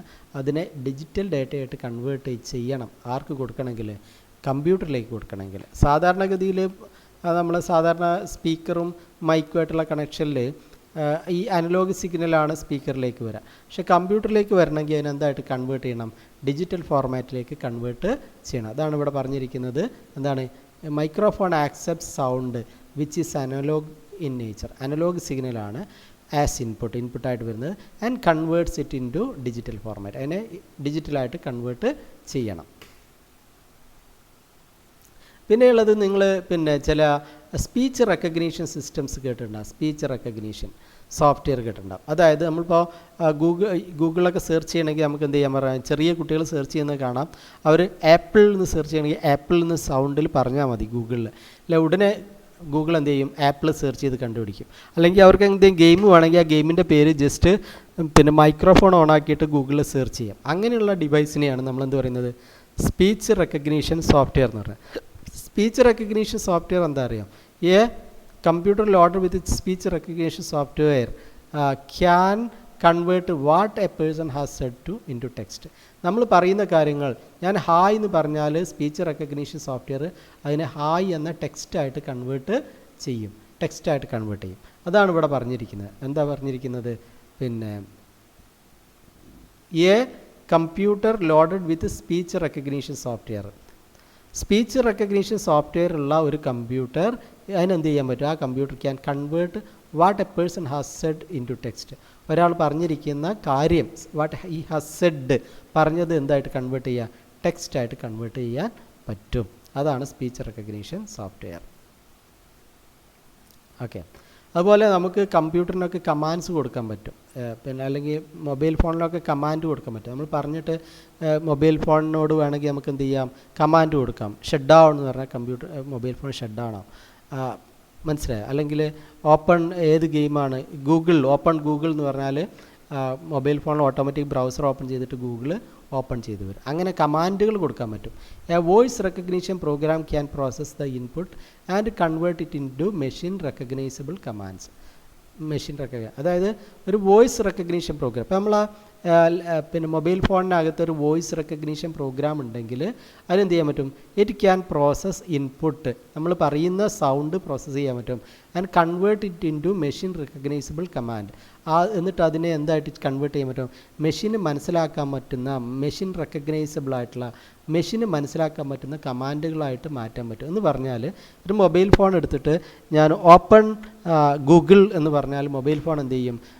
Mobile ഫോണിനകത്തുള്ള speech recognition software ഞാൻ പറഞ്ഞത് മനസ്സിലാക്കിയിട്ട് എന്ത് ചെയ്യും? ഗൂഗിളിൻ്റെ ബ്രൗസർ ഓപ്പൺ ചെയ്തിട്ട് ഗൂഗിൾ ഓപ്പൺ ചെയ്ത് കാണിക്കും. ഓക്കെ, ക്ലോസ് ഗൂഗിൾ എന്ന് പറഞ്ഞാൽ ബ്രൗസർ, അല്ലെങ്കിൽ ക്ലോസ് ബ്രൗസർ എന്ന് പറഞ്ഞാൽ മൊബൈൽ ഫോണിൽ ഓപ്പൺ ചെയ്തിരിക്കുന്ന ബ്രൗസറിനെ ക്ലോസ് ചെയ്യാൻ പറ്റും. അതിന് സാധിക്കുന്നത് ആ മൊബൈൽ ഫോണിനകത്തൊരു സ്പീച്ച് റെക്കഗ്നീഷൻ അല്ലെങ്കിൽ വോയിസ് റെക്കഗ്നീഷൻ പ്രോഗ്രാം ഉള്ളത് കൊണ്ടാണ്. അങ്ങനെയൊക്കെ നമുക്ക് മൈക്രോഫോൺ യൂസ് ചെയ്യാം. മൊബൈൽ ഫോണിനകത്തൊക്കെ ബിൽറ്റിൻ മൈക്രോഫോൺ ഉണ്ട് അല്ലേ? എത്രയും വലിയ മൈക്രോഫോൺ നിങ്ങൾ കാണില്ല. മൊബൈൽ ഫോണിൻ്റെയൊക്കെ കൂടെ ബിൽറ്റിൻ മൈക്രോഫോണുകൾ ഉണ്ടായിരിക്കും, ചെറിയ അതിനകത്ത് വെച്ചിരിക്കുന്നത്. ഇനി നമ്മൾ ഡിസ്കസ് ചെയ്യാൻ പോകുന്ന അടുത്ത ഇൻപുട്ട് ഡിവൈസാണ് എന്ത്? Next input device is scanner. Scanner is the next input device that we are going to discuss. എന്താണ്? Scanners can capture information like picture or text and convert it into digital format. സ്കാനറിന് ഈ ടെക്സ്റ്റും പിക്ചറൊക്കെ scan ചെയ്തിട്ട് അതിനെ digital ഫോർമാറ്റിലേക്ക് convert ചെയ്യാൻ പറ്റും. എന്നിട്ട് നമുക്ക് കമ്പ്യൂട്ടർ ഉപയോഗിക്കാം. The quality of image depends on the resolution of scanner. സ്കാനറിൻ്റെ റെസൊല്യൂഷൻ അനുസരിച്ചാണ് ഒരു പിന്നെ സ്കാൻ ചെയ്ത ഡോക്യുമെൻറ്റിൻ്റെ അല്ലെങ്കിൽ ഇമേജിൻ്റെ ക്വാളിറ്റി നിശ്ചയിക്കുക. The resolution of image scanned is expressed in DPI. DPI എന്ന പേരിലാണ് നമ്മളിതിൻ്റെ ഇമേജിൻ്റെ റെസൊല്യൂഷൻ പറയുക. ഡോട്ട്സ് പെർ ഇഞ്ചാണ് എന്താണ്, ഡോട്ട്സ് പെർ ഇഞ്ചാണ് റെസൊല്യൂഷൻ. ഡോട്ട്സ് പെർ ഇഞ്ചിനെയാണ് നമ്മൾ എന്ത് വിളിക്കുക, DPI. DPI കൂടുന്നതിനനുസരിച്ച് നമ്മൾ സ്കാൻ ചെയ്ത ഇമേജിൻ്റെ ക്വാളിറ്റി കൂടും. അപ്പോൾ ഒരു സ്കാനർ വാങ്ങുമ്പോൾ അതിൻ്റെ DPI ആണ് നമ്മൾ നോക്കേണ്ടത്. ഹൈ DPI ഉണ്ടെങ്കിൽ നല്ല ക്വാളിറ്റി ഉണ്ടാവും സ്കാൻ ചെയ്ത ഇമേജിന്. ഓക്കെ, അപ്പോൾ സ്കാനർ 3 ടൈപ്പ് ഉണ്ട്. The variant different variants of scanners are flatbed, sheet feed and handheld scanners. പല ടൈപ്പിലുള്ള സ്കാനറുകൾ അവൈലബിൾ ആണ്. ഫ്ലാറ്റ് ബെഡ് പറഞ്ഞാൽ ഇങ്ങനെയുള്ളതിനാണ് നമ്മളെന്താ പറയുക, ഫ്ലാറ്റ് ബെഡ് സ്കാനർ എന്ന് പറയുക, കിടത്തി വെക്കുന്ന. പിന്നെ ഒന്ന് ഷീറ്റ് ഫീഡ്, നമുക്ക് ഷീറ്റ് ഫീഡ് ചെയ്ത് കൊടുക്കാൻ പറ്റും, ഷീറ്റ് ഇൻപുട്ടായിട്ട് അങ്ങനെ ഫീഡ് ചെയ്ത് കൊടുക്കാൻ പറ്റും. ആൻഡ് ഹാൻഡ് ഹെൽഡ് സ്കാനർ, കൈ പിടിച്ച്. ഇപ്പോൾ നമ്മൾ മൊബൈൽ ഫോണിലൊക്കെ സ്കാനർ ഉപയോഗിക്കുന്നില്ലേ, മൊബൈൽ ഫോണിലൊക്കെ സ്കാനർ ഹാൻഡ് ഹെൽഡ് സ്കാനറാണ്. അതുപോലെ ഷീറ്റ് ഫീഡ് സ്കാനർ ഉണ്ട്, ഫ്ലാറ്റ് ബെഡ് സ്കാനർ. അപ്പോൾ സ്കാനർ 3 ടൈപ്പ് നമുക്ക് ജനറലി പറയാം: flat bed, sheet feed, hand held scanner. ഇത് തമ്മിലുള്ള വ്യത്യാസം, A sheet feed scanner can scan single sheet. ഇതിനകത്ത് നമുക്ക് ഒരു സമയത്ത് ഷീറ്റ് ഫീഡ് സ്കാനറിനകത്ത് നമുക്ക് സിംഗിൾ ഷീറ്റാണ് അറ്റ് എ ടൈമിൽ സ്കാൻ ചെയ്യാൻ പറ്റുക. ഫ്ലാറ്റ് ബെഡിനകത്ത് നമുക്ക് കുറേ അധികം പേജസ് ഒരുമിച്ച് സ്കാൻ ചെയ്യാനുള്ള ഓപ്ഷൻ ഉണ്ട്, പക്ഷെ കൊണ്ടു നടക്കാൻ ബുദ്ധിമുട്ടാണ്. Hand held scanner is portable. Hand held scanner portable ആണ്. ഇങ്ങനെ എല്ലാ പോയിൻറ്റ്സും എഴുതണമെന്നില്ല, പ്രധാനമായിട്ടും എന്താണ് സ്കാനർ ചെയ്യുന്നതെന്നുള്ള ഇത് മുതൽ ഇതുവരെയുള്ള കാര്യങ്ങൾ എഴുതുക, ഇത്ര എഴുതുക. പിന്നെ അതിൻ്റെ ക്വാളിറ്റി ഡിറ്റർമിൻ ചെയ്യുന്നത് റെസൊല്യൂഷനാണ്. റെസൊല്യൂഷൻ എന്ന് പറഞ്ഞാൽ ഡോട്ട്സ് പെർ ഇഞ്ചാണ്. ഓക്കെ, പിന്നെ പറയേണ്ടത് ഡിഫറെൻറ്റ് ടൈപ്സ് സ്കാനർ ഉണ്ട്, ഫ്ലാറ്റ് ബെഡ് ഉണ്ട്, ഷീറ്റ് ഫീഡ് ഉണ്ട്, ഹാൻഡ് ഹെൽഡ് ഉണ്ട്. അത്രയും മതി. ബാക്കിയുള്ള കാര്യങ്ങളൊക്കെ നിങ്ങൾ ജസ്റ്റ് അറിഞ്ഞിരുന്നാൽ മതി. ഓക്കെ, പരീക്ഷയ്ക്ക് അത്രയും മതി. ഇനി മറ്റൊരു സംഭവമാണ് ഈ സ്കാനറുമായിട്ട് ബന്ധപ്പെട്ട് പറയുമ്പോൾ മറ്റൊരു സംഭവമാണ് optical character recognition software, OCR software എന്ന് പറയുന്നത്. എന്തിനാണ് ഉപയോഗിക്കുന്നത്? Is used to recognise printed text and image scanned. അത്രത്തോളം വേണ്ട, ഇത്ര സിമ്പിളായിട്ട്. ഓപ്റ്റിക്കൽ ക്യാരക്ടർ റീഡർ ഈ software is used to recognise printed text in an image. അപ്പോൾ നമ്മൾ ഇമേജ് സ്കാൻ ചെയ്ത ഇമേജിനകത്ത് ഇമേജ് സ്കാൻഡ് എന്ന് മതി. ഓക്കെ, നമുക്ക് പിന്നെ ഒരു ഇമേജ് ഇപ്പോൾ റോഡിലൂടെ പോകുമ്പോൾ നമ്മളൊരു ബോർഡ് കണ്ടു, ആ ബോർഡിൽ ഈ ചിത്രമുണ്ട്, വാക്കുകളുണ്ട്, ടെക്സ്റ്റുണ്ട്. ആ ടെക്സ്റ്റ് മാത്രം നമുക്ക് റെക്കഗ്നൈസ് ചെയ്യാൻ പറ്റും എന്തുപയോഗിച്ചിട്ട്? Optical character recognition software, OCR ഉപയോഗിച്ചിട്ട്. OCR ഉപയോഗിച്ച് ഒരു ബോർഡിനകത്ത് നമ്മളിപ്പോൾ ഒരു ഇമേജ് ഒരു ഫോട്ടോ എടുത്ത് നമ്മളൊരു സ്ഥലത്തു നിന്ന് ഒരു ബോർഡ് സാധാരണ ഒരു ബോർഡിൻ്റെ ഫോട്ടോ എടുത്ത് ആ ഫോട്ടോയിൽ ഉള്ള ലാംഗ്വേജ് നമുക്കറിയില്ല, ഇപ്പോൾ ഒറിയയാണ് അല്ലെങ്കിൽ ഹിന്ദിയാണ് നമുക്കറിയില്ല എന്ന് വിചാരിക്കുക. അതിനകത്തുള്ള ആ ഹിന്ദി എന്നുള്ള ടെക്സ്റ്റിനെ നമുക്ക് എന്ത് ചെയ്യാം, ഈ ഒപ്റ്റിക്കൽ ക്യാരക്ടർ റെക്കഗ്നീഷൻ സോഫ്റ്റ്വെയർ ഉപയോഗിച്ചിട്ട് ആ ഇമേജിലുള്ള ടെക്സ്റ്റ് നമുക്ക് ഐഡൻറ്റിഫൈ ചെയ്യാം. ഇപ്പോൾ ഹിന്ദി വാക്കുകളതിൽ നിന്ന് തിരിച്ചെടുക്കാം. ആ ഹിന്ദി വാക്കുകളതിൽ നിന്ന് എടുത്തിട്ട് അതിനെ നമുക്ക് മലയാളത്തിലേക്ക് കൺവേർട്ട് ചെയ്യാം. അപ്പോൾ അത് എന്താണ് പറയുന്നതെന്ന് മലയാളത്തിൽ നമുക്ക് മനസ്സിലാക്കാൻ പറ്റും. അപ്പോൾ നമുക്ക് അറിയാത്ത ഒരു സ്ഥലത്ത് പോയി നമുക്കറിയാത്തൊരു ഭാഷയുള്ള ഒരു നാട്ടിലൊരു ബസ്സിൻ്റെ ബോർഡ് എങ്ങോട്ടാണ് പോകണമെന്ന് നമുക്കറിയണം. അവിടെ നമുക്ക് ഹിന്ദിയിൽ എഴുതിയാൽ നമുക്കറിയില്ല. നമ്മൾ ആ ബോർഡിൻ്റെ ഫോട്ടോ എടുക്കുക. ഫോട്ടോ എടുത്തിട്ട് ഈ OCR സോഫ്റ്റ്വെയറിലേക്ക് കൊടുത്തു കഴിഞ്ഞാൽ, optical character recognition software OCR സോഫ്റ്റ്വെയറിലേക്ക് കൊടുത്തു കഴിഞ്ഞാൽ അതിലെഴുതിയ വാക്കുകൾ അത് തിരിച്ചെടുക്കുകയും ആ വാക്കുകളെ നമുക്ക് ഹിന്ദിയിൽ നിന്ന് നമ്മളെ ഭാഷയായ മലയാളത്തിലേക്കോ ഇംഗ്ലീഷിലേക്കോ കൺവേർട്ട് ചെയ്യാൻ പറ്റുകയും അപ്പോൾ എന്താണ് അത് ഉദ്ദേശിക്കുന്നത് നമുക്ക് തിരിച്ചറിയാൻ പറ്റുകയും ചെയ്യും. അങ്ങനെയുള്ള സോഫ്റ്റ്വെയറിനെയാണ് നമ്മൾ ഉപയോഗിക്കുന്നത്? Optical character recognition software. അതായത് ഒരു ഇമേജിനകത്തുള്ള വാക്കുകളെ റെക്കഗ്നൈസ് ചെയ്യാൻ സഹായിക്കുന്ന സോഫ്റ്റ്വെയറാണ്. എന്നിട്ട് ആ ഭാഷയെ നമുക്ക് വേറെ ഭാഷയിലേക്ക് കൺവേർട്ടൊക്കെ ചെയ്യാൻ സാധിക്കും. ഓക്കെ, അങ്ങനെയുള്ള സോഫ്റ്റ്വെയറിനെയാണ് ഒപ്റ്റിക്കൽ ക്യാരക്ടർ റെക്കഗ്നീഷൻ സോഫ്റ്റ്വെയർ എന്ന് പറയുന്നത്. ഓക്കെ, ഇതിന് എക്സാമ്പിളാണ്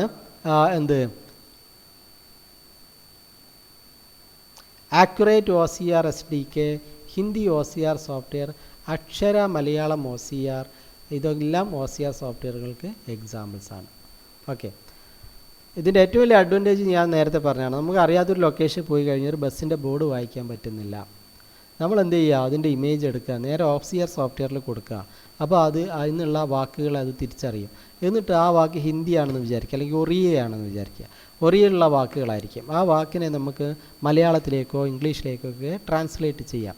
ട്രാൻസ്ലേറ്റ് ചെയ്ത് കഴിഞ്ഞാൽ അത് എന്താണെന്ന് നമുക്ക് മനസ്സിലാക്കാൻ പറ്റും. അങ്ങനെ ക്യാരക്ടറുകൾ, ഒരു ഇമേജിലുള്ള ക്യാരക്ടറുകളെ തിരിച്ചറിയാൻ, അക്ഷരങ്ങളെ തിരിച്ചറിയാൻ ഉപയോഗിക്കുന്ന സോഫ്റ്റ്വെയറിനെയാണ് നമ്മൾ എന്ത് വിളിക്കുന്നത്? Optical character recognition software. ഒന്നുകൂടെ പറയട്ടെ, നമ്മൾ എടുത്തിരിക്കുന്ന മൊബൈൽ ഫോണിലോ അല്ലെങ്കിൽ സ്കാൻ ചെയ്ത് എടുത്തിരിക്കുന്ന ഒരു ഇമേജിലുള്ള വാക്കുകളെ തിരിച്ചറിയാൻ ഉപയോഗിക്കുന്ന സോഫ്റ്റ്വെയറിനെയാണ് നമ്മൾ ഒപ്റ്റിക്കൽ ക്യാരക്ടർ റെക്കഗ്നീഷൻ സോഫ്റ്റ്വെയർ എന്ന് വിളിക്കുന്നത്. Now optical mark reader. Optical mark reader എന്ന് പറഞ്ഞാൽ നമുക്കറിയാം, നിങ്ങളൊക്കെ PSC പരീക്ഷ എഴുതിയവരുണ്ടോ? എങ്കിൽ നമ്മൾ ബബിൾ ചെയ്യൂലേ അല്ലേ?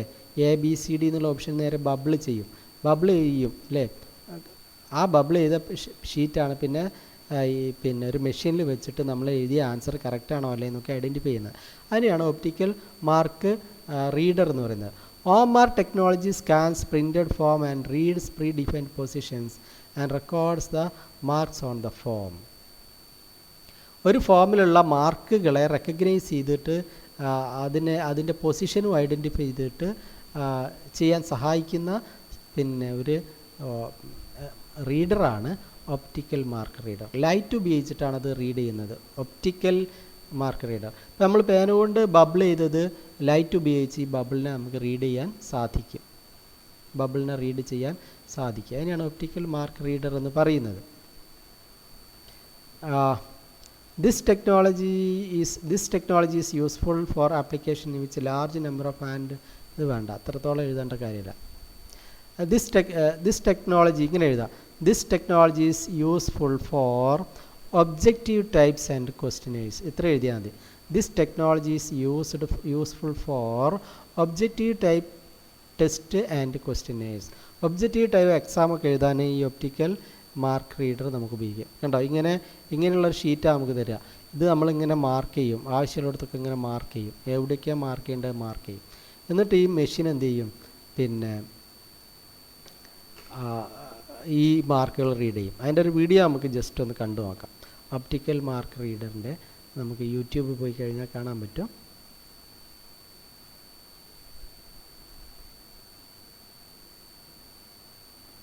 ഒപ്റ്റിക്കൽ മാർക്ക്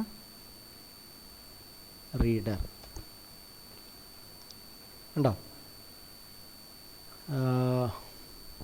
എന്താ ഇതൊരു വളരെ പെട്ടെന്ന് കണ്ടിട്ട് നമുക്ക് അവസാനിപ്പിക്കാം. കണ്ടോ, When you need a durable desktop scanner to handle high volumes and provide exceptional optical mark recognition performance, choosing the OpScan 6 is a wise decision for both centralized and distributed processing. While a perfect fit for education testing and assessment scoring, student surveys, grade especially when intended marks can be confused with accidents like smudges or eraser marks. The scanner features 16 levels of mark discrimination to differentiate legitimate marks from erasures and smudges. The OpScan 6 features a sheet thickness detector to okay, നമുക്ക് അധികം സമയമില്ല, ബാക്കി നിങ്ങൾ തന്നെ യൂട്യൂബിൽ search ചെയ്താൽ മതി. Okay, ഇനി മറ്റൊന്നാണ് ബാർകോഡ് റീഡർ അല്ലെങ്കിൽ ക്വിക്ക് റെസ്പോൺസ് കോഡ് റീഡർ എന്ന് പറയുന്നത്. ബാർകോഡ് റീഡർ അല്ലെങ്കിൽ QR code reader, quick response code reader. ഇതെന്താണെന്ന് നമുക്കറിയാം. ബാർകോഡ് എന്താണെന്ന് എല്ലാവർക്കും അറിയാം. ഇങ്ങനെയുള്ള ഒരു കോഡിനെയാണ് നമ്മളെ ഫുഡ് പാക്കറ്റിലൊക്കെ ഉണ്ടാവും ബാർകോഡ്. ഇതിനകത്തൊരു ഡേറ്റ ഉണ്ടാവും, ഒരു നമ്പറോ അല്ലെങ്കിൽ വേറെ എന്തെങ്കിലും ഇൻഫർമേഷൻ ഉണ്ടാവും. അത് ഇങ്ങനെയുള്ള ഒരു ഡിവൈസ് ഉപയോഗിച്ച് അതിനകത്തുള്ള ഡേറ്റ നമുക്ക് റീഡ് ചെയ്യാൻ സാധിക്കും. ഈ ഇതിനെയാണ് നമ്മൾ ബാർകോഡ് എന്ന് പറയുന്നത്. ഇതാണ് ബാർകോഡ്. അതേപോലെ ഈ ഡിവൈസിനെയാണ് നമ്മൾ ബാർകോഡ് റീഡർ എന്ന് പറയുന്നത്. നമ്മൾ സൂപ്പർ മാർക്കറ്റിലൊക്കെ പോയി കഴിഞ്ഞാൽ അത് ഇഷ്ടം പോലെ കാണാൻ പറ്റും അല്ലേ? നമ്മൾ സൂപ്പർ മാർക്കറ്റിൽ പോയിട്ടുണ്ടെങ്കിൽ ഈ ഡിവൈസ് നമ്മൾ കണ്ടിട്ടുണ്ടാകും. ഓക്കെ, അപ്പോൾ എന്താണ് ബാർകോഡ് റീഡർ? എന്താണ് ആദ്യം ബാർകോഡ് എന്ന് നോക്കാം നമുക്ക്. എന്താണ് barcode? A barcode is A set of vertical lines of different thickness and spacing that represents A number. ഒരു ബാർകോഡ് എന്ന് പറഞ്ഞാൽ ഇതേപോലെ കുറേ ലൈൻസാണ്, ഇങ്ങനെയുള്ള കുറേ ലൈൻസാണ് ബാർകോഡ് എന്ന് പറയുന്നത്, വെർട്ടിക്കൽ ലൈൻസാണ്. ഇത് ഒരു നമ്പറിനെയോ അല്ലെങ്കിൽ ഒരു ഇൻഫർമേഷനെയോ ആയിരിക്കും എന്ത് ചെയ്യുക, സൂചിപ്പിക്കുക ബാർകോഡ്. ഓക്കെ, ഇനി അതാണ് ബാർകോഡ്. ഇതാണ് ബാർകോഡ്. ബാർകോഡ് എന്ന് പറഞ്ഞാൽ കുറേ വെർട്ടിക്കൽ ലൈൻസ് ആണ്, കുറേ ലൈൻസ് ആണ് ഓഫ് ഡിഫറെൻറ്റ് തിക്നെസ്, ഓരോന്നിനും വ്യത്യസ്ത തിക്നെസ് ആയിരിക്കും. ആ ഡേറ്റയ്ക്ക് അനുസരിച്ചാണ് വരിക കേട്ടോ. ഇതാണ് ബാർകോഡ്. ഈ ബാർകോഡിനകത്തൊരു ഇൻഫർമേഷൻ ഉണ്ടാവും, ഒരു നമ്പറോ അല്ലെങ്കിൽ മറ്റെന്തെങ്കിലും ഇൻഫർമേഷൻ. ഇപ്പോൾ എൻ്റെ പേര് എനിക്ക് വേണമെങ്കിൽ ബാർകോഡാക്കി മാറ്റാൻ പറ്റും. ഓക്കെ, എൻ്റെ ഫോൺ നമ്പർ ഒരു ബാർകോഡാക്കി മാറ്റാം, എൻ്റെ ആധാർ നമ്പർ ഒരു ബാർകോഡാക്കി മാറ്റാൻ പറ്റും, എൻ്റെ പിന്നെ അങ്ങനെ ഓരോ ഇൻഫർമേഷനെയും നമുക്ക് ബാർകോഡാക്കി മാറ്റും. ഇനി എന്താണ് ബാർകോഡ് റീഡർ എന്ന് പറഞ്ഞാൽ? ഈ സംഭവം എന്ന് പറഞ്ഞാൽ എന്താ? Barcode readers are devices that are used to input data from such set of barcodes from barcodes. ഇത്രയും മതി. ബാർകോഡ് ഇങ്ങനെ എഴുതിയാൽ മതി. Barcode readers are devices that are used to input data from barcodes. ബാർകോഡുള്ള ബാർകോഡുള്ള ഡാറ്റ കമ്പ്യൂട്ടറിലേക്ക് input ചെയ്യാനാണ് എന്ത് ഉപയോഗിക്കുന്നത്? ബാർകോഡ് റീഡർ ഉപയോഗിക്കുന്നത്. ഇപ്പോൾ ഒരു പാക്കറ്റിൻ്റെ മുകളിൽ ഒരു ബാർകോഡ് ഉണ്ടെങ്കിൽ ഈ ബാർകോഡ് റീഡർ ഉപയോഗിച്ച് ഇത് സ്കാൻ ചെയ്യും. സ്കാൻ ചെയ്യുമ്പോൾ ഈ ഇൻഫർമേഷൻ ബാർകോഡ് എങ്ങോട്ട് കണക്ട് ചെയ്തിട്ടുണ്ടാവും? കമ്പ്യൂട്ടറിലേക്ക് കണക്ട് ചെയ്തിട്ടുണ്ടാവും. അപ്പോൾ ഈ ഇൻഫർമേഷൻ കമ്പ്യൂട്ടറിലേക്ക് കിട്ടും. ഇതിപ്പോൾ പ്രൊഡക്റ്റിൻ്റെ നെയിം ആണെങ്കിൽ പ്രൊഡക്റ്റിൻ്റെ നെയിം, പ്രൊഡക്റ്റിൻ്റെ കോഡാണെങ്കിൽ ആ കോഡ് കമ്പ്യൂട്ടറിലേക്ക് കിട്ടും. അപ്പോൾ ഇതിനകത്തുള്ള എന്ത് ഇൻഫർമേഷനാണ് ഉള്ളത്? ആ ഇൻഫർമേഷൻ നമുക്ക് ഈ ബാർകോഡ് റീഡർ ഉപയോഗിച്ച് റീഡ് ചെയ്ത് കഴിഞ്ഞാൽ ഈ ബാർകോഡ് റീഡർ കമ്പ്യൂട്ടറിലേക്ക് കണക്ട് ചെയ്തിട്ടുണ്ടെങ്കിൽ കമ്പ്യൂട്ടറിന് എന്ത് കിട്ടും? ഈ ബാർകോഡിൽ കൊടുത്തിരിക്കുന്ന ഇൻഫർമേഷൻ എന്താണോ അത് കമ്പ്യൂട്ടറിൽ അവൈലബിൾ ആയിരിക്കും. അപ്പോൾ സാധാരണഗതിയിൽ ഇപ്പോൾ പിന്നെ ഷോപ്പിലൊക്കെ ആണെങ്കിൽ ഓരോ പ്രൊഡക്റ്റിനും ഒരു നമ്പർ ഉണ്ടാവും. ആ നമ്പറാണ് കൊടുക്കുക. ആ നമ്പർ കിട്ടിക്കഴിഞ്ഞാൽ ബാക്കി ഇൻഫർമേഷനൊക്കെ കമ്പ്യൂട്ടറിലുണ്ടാവും. അപ്പോൾ ആ നമ്പറുമായിട്ട് ബന്ധപ്പെട്ട കമ്പ്യൂട്ടർ, അപ്പോൾ ആ പ്രൊഡക്റ്റിൻ്റെ പ്രൈസ് ഒക്കെ എന്തിലുണ്ടാവും? കമ്പ്യൂട്ടറിലുണ്ടാവും. കമ്പ്യൂട്ടറിൽ നിന്ന് അത് പിക്ക് ചെയ്യാൻ പറ്റും നമുക്ക്. ഓക്കെ, ഇതാണ് ബാർകോഡ് റീഡർ. ഒരു ബാർകോഡ് റീഡറിൻ്റെ ഒരു എക്സാമ്പിൾ നമുക്ക് വേണമെങ്കിൽ ഇതാ ഇവിടെ ഞാൻ ഇത് ഓൺലൈനായിട്ട് നമുക്ക് ബാർകോഡ് റീഡ് ചെയ്യാൻ പറ്റും. നിങ്ങൾ ജസ്റ്റ് ഗൂഗിളിൽ പോയിട്ട് ഓൺലൈൻ ബാർകോഡ് ജനറേറ്റർ എന്ന് സെർച്ച് ചെയ്താൽ നിങ്ങൾക്ക് ബാർകോഡ് സിമ്പിളായിട്ട് ഉണ്ടാക്കാൻ പറ്റുന്ന ഇത് കാണാം. ഇപ്പോൾ ഉദാഹരണമായിട്ട് എൻ്റെ പേര് നൗഷാദ് റഹീം എന്ന പേരിനെ എനിക്കൊരു ബാർകോഡ് ആക്കണമെങ്കിൽ എന്ത് ചെയ്താൽ മതി? അത് ടൈപ്പ് ചെയ്തിട്ട് ഞാൻ ഇവിടെ കണ്ടോ ജനറേറ്റ് ബാർകോഡ് എന്ന് കൊടുത്തു കഴിഞ്ഞാൽ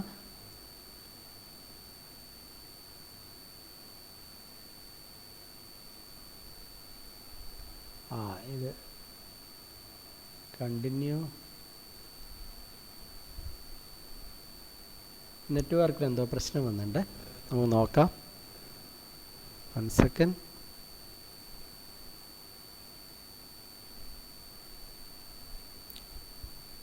നോ ഇൻ്റർനെറ്റ് കണക്ഷൻ എന്നാണ് പറയുന്നത്. ജസ്റ്റ് 1 സെക്കൻഡ് നമുക്ക് നോക്കാം.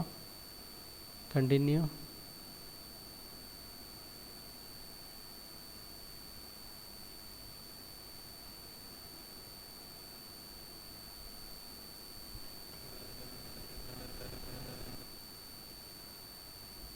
Let me check.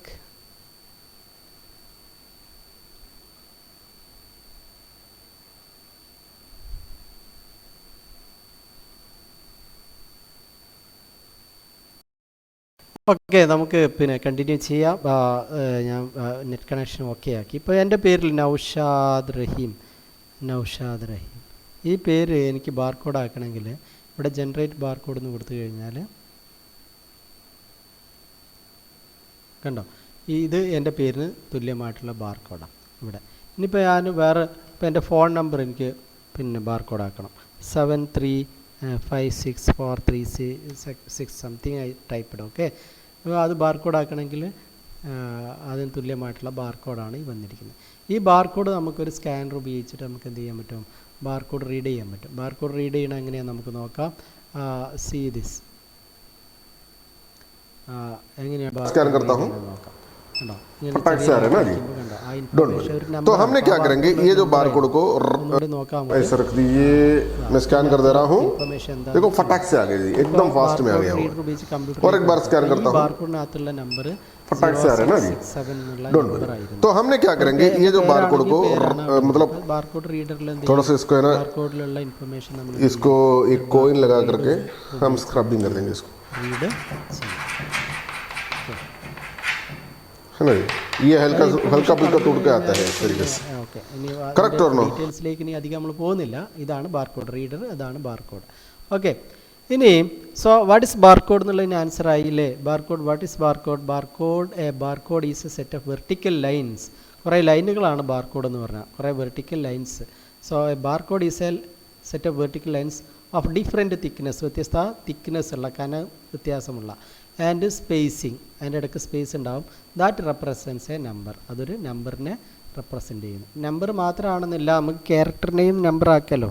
ASCII code ക്യാരക്ടറിനുള്ളതുകൊണ്ട് അതും നമ്പറാണ്. എനിവേ ഒരു നമ്പർ. ഓക്കെ. അതുപോലെ എന്താണ് barcode reader? A barcode reader are devices that are used to input data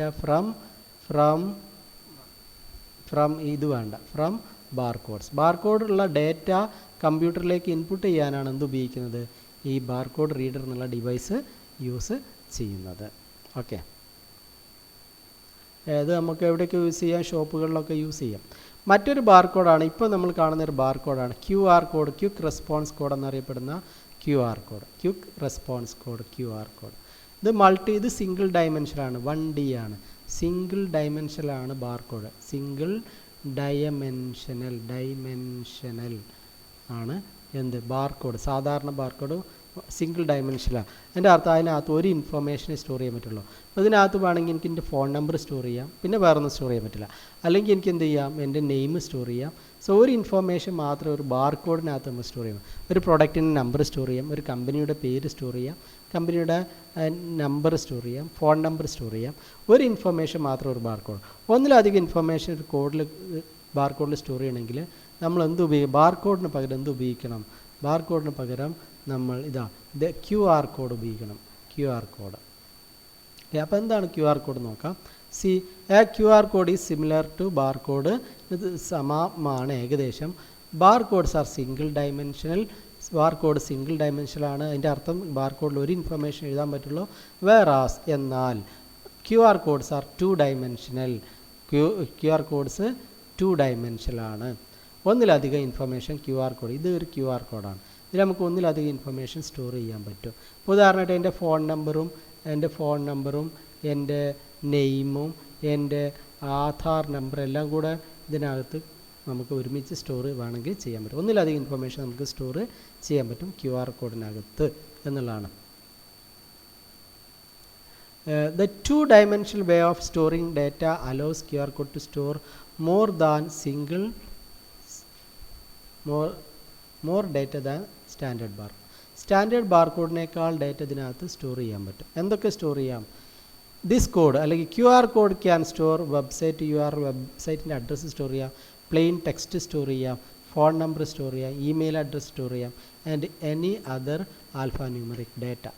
മറ്റ് പല ഇൻഫർമേഷൻ സ്റ്റോർ ചെയ്യും. ഒന്നിലധികം ഡേറ്റ സ്റ്റോർ ചെയ്യാൻ പറ്റും എന്നുള്ളതാണ് QR കോഡിൻ്റെ പ്രത്യേകത. അപ്പോൾ ഇവിടെ നമ്മൾ ഇൻ്റർനെറ്റിൽ നമുക്ക് ഓൺലൈനായിട്ട് QR കോഡ് ജനറേറ്റ് ചെയ്യാം.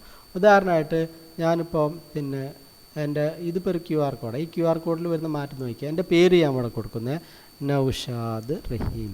അപ്പോൾ അതിനനുസരിച്ച് ഈ കോഡിൽ മാറ്റം വന്നു. എനിക്കിനി വേണമെങ്കിൽ അഡീഷണൽ ഇൻഫർമേഷൻ കൊടുക്കാം. എൻ്റെ വെബ്സൈറ്റ്, എൻ്റെ അഡ്രസ്സ് www.myeschool.org എന്ന് കൊടുക്കാം. അപ്പോൾ ആ ഇൻഫർമേഷൻ അനുസരിച്ച് ഈ QR കോഡ് നമ്മൾ ശ്രദ്ധിച്ചിട്ടുണ്ടാവും, ഇതിങ്ങനെ ചേഞ്ച് ചെയ്യും അല്ലേ. ഇനിയും നമുക്ക് ഇൻഫർമേഷൻ കൊടുക്കാം. എൻ്റെ അഡ്രസ്സ് GHSS അരീക്കോട്. അങ്ങനെ കൊടുക്കുമ്പോൾ കാണാൻ പറ്റും ഈ കോഡ് ഇങ്ങനെ ചേഞ്ച് ചെയ്യണം. ഇനി ഇതെല്ലാം കൊടുത്തിട്ട് നമുക്ക് എന്ത് ചെയ്യാം? ഇതിനെ നമുക്ക് എന്ത് ചെയ്യാം? സേവ് ചെയ്യാം.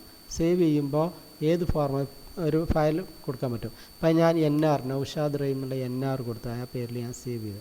അപ്പോൾ എൻ്റെ കമ്പ്യൂട്ടറിൽ എന്ത് ചെയ്തു? എൻ്റെ കമ്പ്യൂട്ടറിൽ അതെനിക്ക് ഡൗൺലോഡ് ചെയ്ത് കിട്ടി. ഇനി എനിക്കിത് എന്ത് ചെയ്യാൻ പറ്റും?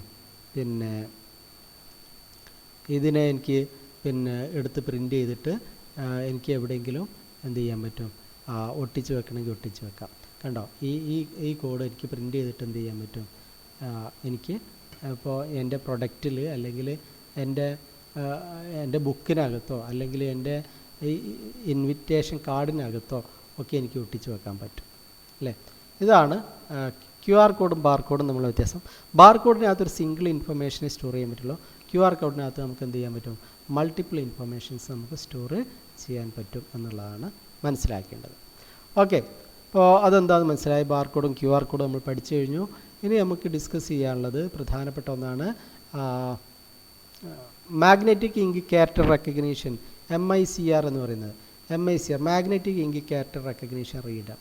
മാഗ്നറ്റിക് ഇങ്ക് കൊണ്ട് നമുക്ക് ചില പിന്നെ പ്രതലത്തിൽ എഴുതിയാൽ മാഗ്നറ്റിക് ഇങ്ക് ഉപയോഗിച്ച് നമുക്ക് എന്ത് എഴുതാൻ പറ്റും, പിന്നെ പേപ്പറുകളിൽ പ്രിൻ്റ് ചെയ്യാൻ പറ്റും ഉദാഹരണം ചെക്കിലൊക്കെ നമുക്ക് ചെക്കിൻ്റെ നമ്പറൊക്കെ നിങ്ങൾ കണ്ടാൽ ശ്രദ്ധിച്ചിട്ടുണ്ടാവും.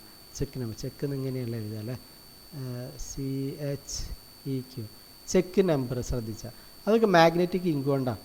ആ ഇങ്ക് റീഡ് ചെയ്യാൻ പറ്റുന്ന ചില ഡിവൈസ് ഉണ്ട്. ചെക്കിലുള്ള നമ്പറും ഡീറ്റെയിൽസൊക്കെ റീഡ് ചെയ്യാൻ പറ്റുന്ന ഡിവൈസിനെയാണ് മാഗ്നറ്റിക് ഇങ്ക് ക്യാരക്ടർ റീഡർ എന്ന് പറയുന്നത്. മാഗ്നറ്റിക് ഇങ്കിൽ എഴുതിയ ക്യാരക്ടേഴ്സ്, ഒരു പേപ്പറിനകത്ത് എഴുതിയ ക്യാരക്ടേഴ്സ് റീഡ് ചെയ്യാൻ സഹായിക്കുന്ന ഡിവൈസിനെയാണ് നമ്മൾ എന്ത് പറയുന്നത്, MICR അഥവാ മാഗ്നറ്റിക് ഇങ്ക് ക്യാരക്ടർ റീഡർ എന്ന് പറയുന്നത്. അപ്പോൾ ഇങ്ങനെ എഴുതാം,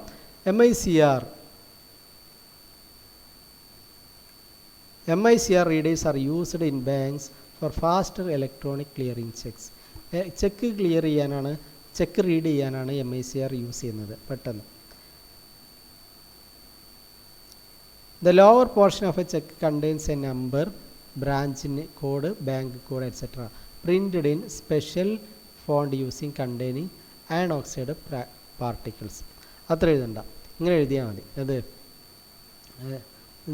the check will have number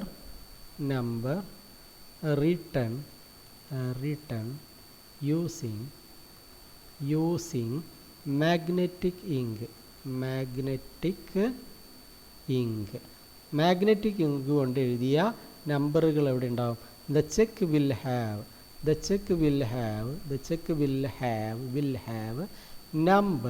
number ഉണ്ടാവും, return using magnetic ink. Magnetic ink കൊണ്ട് എഴുതിയ നമ്പർ ചെക്കിലുണ്ടാവും. എന്നിട്ടോ MICR reader, so you can change the color. MICR can be used to read these numbers. ഈ MICR എന്ന ഡിവൈസ് ഉപയോഗിച്ചുകൊണ്ട്, ഈ device ഉപയോഗിച്ചുകൊണ്ട് നമുക്ക് എന്ത് ചെയ്യാൻ പറ്റും, നമ്മൾ നേരത്തെ എഴുതിയ നമ്പർ, മാഗ്നറ്റിക് ഇങ്ക് കൊണ്ട് എഴുതിയ നമ്പർ നമുക്ക് റീഡ് ചെയ്യാൻ പറ്റും. അപ്പോൾ ചെക്ക് വളരെ പെട്ടെന്ന് പ്രോസസ്സ് ചെയ്യാൻ പറ്റും എന്നുള്ളതാണ് എൻ്റെ പ്രത്യേകത. സോ എന്താ പറഞ്ഞിരിക്കുന്നത് നോക്ക്, എന്താ പറഞ്ഞിരിക്കുന്നത്, the MICR magnetic ink character reader can be used എന്തിനു ഉപയോഗിക്കാൻ പറ്റും, ടു റീഡ് ദീസ് എന്നാണ്, ടു റീഡ് ദീസ് നമ്പേഴ്സ്. ഈ നമ്പേഴ്സ് നമുക്ക് അല്ലെങ്കിൽ ക്യാരക്ടേഴ്സ്, ആ ക്യാരക്ടേഴ്സ് നമുക്ക് MICR ഉപയോഗിച്ച് റീഡ് ചെയ്യാം. അപ്പോൾ ചെക്കിലൊക്കെ എഴുതാൻ ഉപയോഗിക്കുന്ന മഷിയാണ് മാഗ്നറ്റിക് ഇങ്ക്. അങ്ങനെ ചെക്കിലൊക്കെ എഴുതിയിരിക്കുന്ന നമ്പറുകളൊക്കെ റീഡ് ചെയ്യാൻ ഉപയോഗിക്കുന്ന ഡിവൈസാണ് MICR അഥവാ മാഗ്നറ്റിക് ഇങ്ക് ക്യാരക്ടർ റീഡർ എന്ന ഡിവൈസ്. ആ ഡിവൈസ് ഉപയോഗിച്ച് നമുക്ക് ചെക്കിൽ എഴുതിയ നമ്പറുകളൊക്കെ റീഡ് ചെയ്യാൻ പറ്റും. ചെക്കിൽ മാഗ്നറ്റിക് ഇങ്ക് കൊണ്ടാണ് റൈറ്റ് ചെയ്യാമെന്ന് മനസ്സിലാക്കുക. മറ്റൊരു ഡിവൈസാണ്, ഇൻപുട്ട് ഡിവൈസാണ് മറ്റൊരു ഇൻപുട്ട് ഡിവൈസാണ് നമ്മുടെ biometric sensor. See, a biometric sensor is a device that identifies unique human physical features with high accuracy. മനുഷ്യൻ്റെ ഫിസിക്കൽ ഫീച്ചറുകൾ വളരെ കൃത്യമായിട്ട് ഐഡൻറ്റിഫൈ ചെയ്യാൻ പറ്റുന്ന ഡിവൈസാണ് ബയോമെട്രിക് സെൻസർ. അതായത് നമ്മളെ സെൻസറിൽ നമ്മളിപ്പോൾ റേഷൻ കടയിലൊക്കെ പോകുമ്പോൾ നമ്മൾ ബയോമെട്രിക് ആയിട്ടുള്ള ഫിംഗർ പ്രിൻറ്റ് റീഡ് ചെയ്യുന്ന ഡിവൈസ്, അത് ബയോമെട്രിക് സെൻസറാണ്. ഇപ്പോൾ റേഷൻ കടയിൽ കാണുന്ന സാധനം വാങ്ങുമ്പോൾ നമ്മൾ ഫിംഗർ സെൻസ് ചെയ്തിട്ടാണല്ലോ, പിന്നെ ആ ഡിവൈസിനെയാണ് നമ്മൾ എന്ത് പറയുന്നത്, ബയോമെട്രിക് സെൻസർ. മനുഷ്യൻ്റെ ഹ്യൂമൻ ഫീച്ചറിനെ റീഡ് ചെയ്യാൻ സഹായിക്കുന്ന സെൻസറിനെയാണ് ബയോമെട്രിക് സെൻസർ എന്ന് പറയുന്നത്.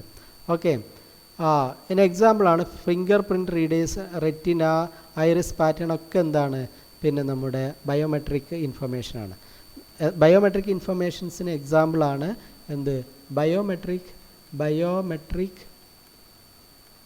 ഇൻഫർമേഷനുള്ള എക്സാമ്പിൾസ് ഏതാണെന്ന് ചോദിച്ചു കഴിഞ്ഞാൽ എക്സാമ്പിൾസാണ് എന്തൊക്കെ, ഫിംഗർ പ്രിൻറ്റ് വിരലടയാളം, റെറ്റിന, ഐറിസ് പാറ്റേൺ, കണ്ണിൻ്റെ റെറ്റിനയും ഐറിസ് പാറ്റേണൊക്കെ, ഇതൊക്കെ ഉപയോഗിച്ച് നമുക്ക് എന്താ ചെയ്യുക, ആൾക്കാരെ ഐഡൻറ്റിഫൈ ചെയ്യാൻ പറ്റും. Okay, the 3 major types of biometric sensors are, 3 പ്രധാനപ്പെട്ട ബയോമെട്രിക് സെൻസർ ഉണ്ട്. ഒന്ന് semiconductor sensor, semiconductor ഉപയോഗിച്ച് ഐഡൻറ്റിഫൈ ചെയ്യാം. ഒപ്റ്റിക്കൽ സെൻസർ ലൈറ്റ് ഉപയോഗിച്ച് സെൻസ് ചെയ്യാം. അൾട്രാസൗണ്ട് സെൻസർ അൾട്രാസൗണ്ട് സിഗ്നൽ ഉപയോഗിച്ചിട്ട് നമുക്ക് സെൻസ് ചെയ്യാൻ പറ്റും. അപ്പോൾ ഇതൊരു ബയോമെട്രിക് സെൻസറാണ്. റേഷൻ കടയിലൊക്കെ നമ്മൾ കാണുന്ന ഡിവൈസാണിത്. ഇത് നമുക്ക് പല രീതിയിലുണ്ടാക്കാം. 3 ടെക്നോളജി ഉപയോഗിച്ച് ഉണ്ടാക്കാം. സെമി കണ്ടക്ടർ സെൻസർ ഉണ്ട്, ഒപ്റ്റിക്കൽ സെൻസർ ലൈറ്റ് ഉപയോഗിച്ച് വർക്ക് ചെയ്യുന്നുണ്ട്, അൾട്രാസൗണ്ട് സെൻസർ ഉണ്ട്, സൗണ്ട് ഡിറ്റക്റ്റ് ചെയ്ത് സെൻസർ ഉണ്ട്. ഇതെല്ലാം എന്താണ് ബയോമെട്രിക് സെൻസറുകൾക്ക് എക്സാമ്പിളാണ്. എന്താണ് ബയോമെട്രിക് സെൻസർ എന്ന് പറഞ്ഞു കഴിഞ്ഞാൽ, ബയോമെട്രിക് സെൻസർ എന്ന് പറഞ്ഞു കഴിഞ്ഞാൽ എന്താണ്? Biometric sensor is A device. അതൊരു ഡിവൈസാണ്. ദാറ്റ് ഐഡൻറ്റിഫൈസ്, അത് ഐഡൻറ്റിഫൈ ചെയ്യുന്നു, കണ്ടെത്തുന്നു, മനസ്സിലാക്കുന്നു യുണീക്ക് ഹ്യൂമൻ ഫിസിക്കൽ ഫീച്ചർ, മനുഷ്യൻ്റെ യുണീക്കായിട്ടുള്ള ഫീച്ചറുകളെ ഐഡൻറ്റിഫൈ ചെയ്യാൻ സഹായിക്കുന്നു. ഫീച്ചേഴ്സിന് എക്സാമ്പിൾസ് ഏതൊക്കെയാണ്? ഫിസിക്കൽ ഫീച്ചേഴ്സിന് എക്സാമ്പിൾസ് ഏതൊക്കെയാണ്? എക്സാമ്പിൾസാണ് finger print, retina, iris pattern. എന്താണ്? കണ്ണിൻ്റെ ഐറിസ് പാറ്റേൺ. ഇതൊക്കെ ബയോമെട്രിക് ഫിസിക്കൽ ഫീച്ചറുകളാണ്. 3 ടൈപ്പ് രീതിയിൽ ഈ ബയോമെട്രിക് സെൻസർ ഉണ്ട്. സെമി കണ്ടക്ടർ ടെക്നോളജി ഉപയോഗിക്കാം, ഒപ്റ്റിക്കൽ സെൻസർ ഉപയോഗിക്കാം, അൾട്രാസൗണ്ട് സെൻസർ ഉപയോഗിക്കാം. Okay, now smart card reader. നമുക്ക് എല്ലാവർക്കും അറിയുന്നതാണ് സ്മാർട്ട് കാർഡ് റീഡർ. നമ്മളൊക്കെ ATM കയറുന്നതാണ്. ATM കാർഡിലുള്ള നമ്മൾ കാർഡ് ഇൻസേർട്ട് ചെയ്യുന്ന ഡിവൈസാണ്. കാർഡ് ഇൻസേർട്ട് ചെയ്യുന്ന ഈ ഡിവൈസിനെയാണ് സ്മാർട്ട് കാർഡ് റീഡർ. ഇതാണ് നമ്മുടെ സ്മാർട്ട് കാർഡ് എന്ന് പറയുന്നത്.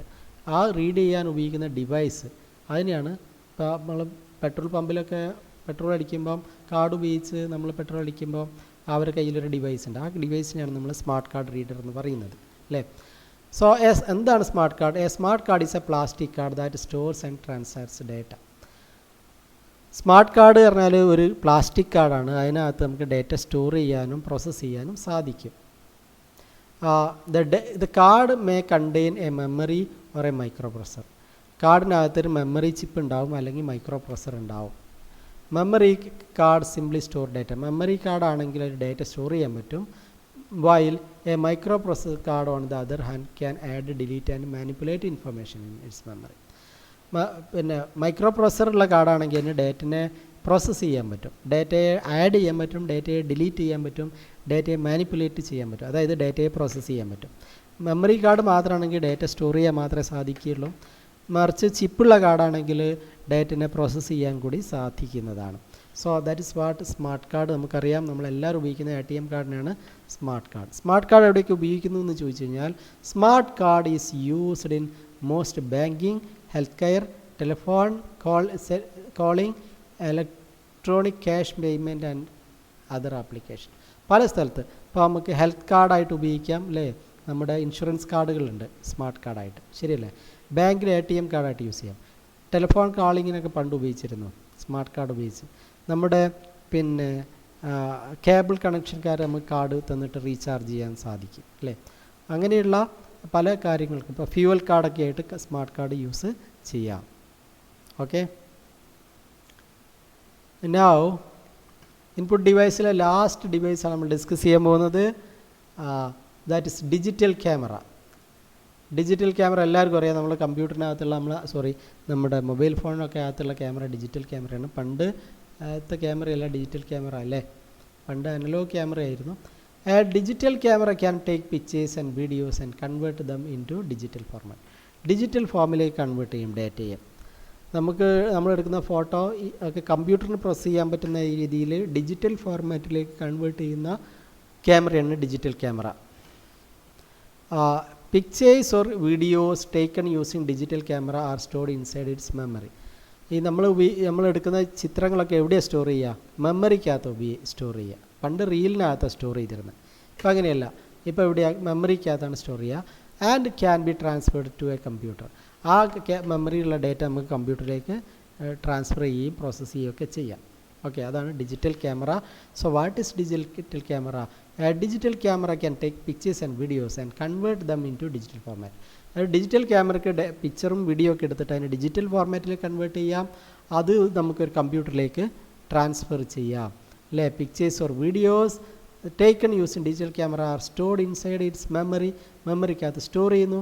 ആൻഡ് ക്യാൻ ബി ട്രാൻസ്ഫർ ചെയ്യാൻ പറ്റും ടു എ കമ്പ്യൂട്ടർ, ഒരു കമ്പ്യൂട്ടറിലേക്ക് നമുക്ക് അതിനെ ട്രാൻസ്ഫർ ചെയ്യാൻ സാധിക്കുന്നതാണ് അല്ലേ. So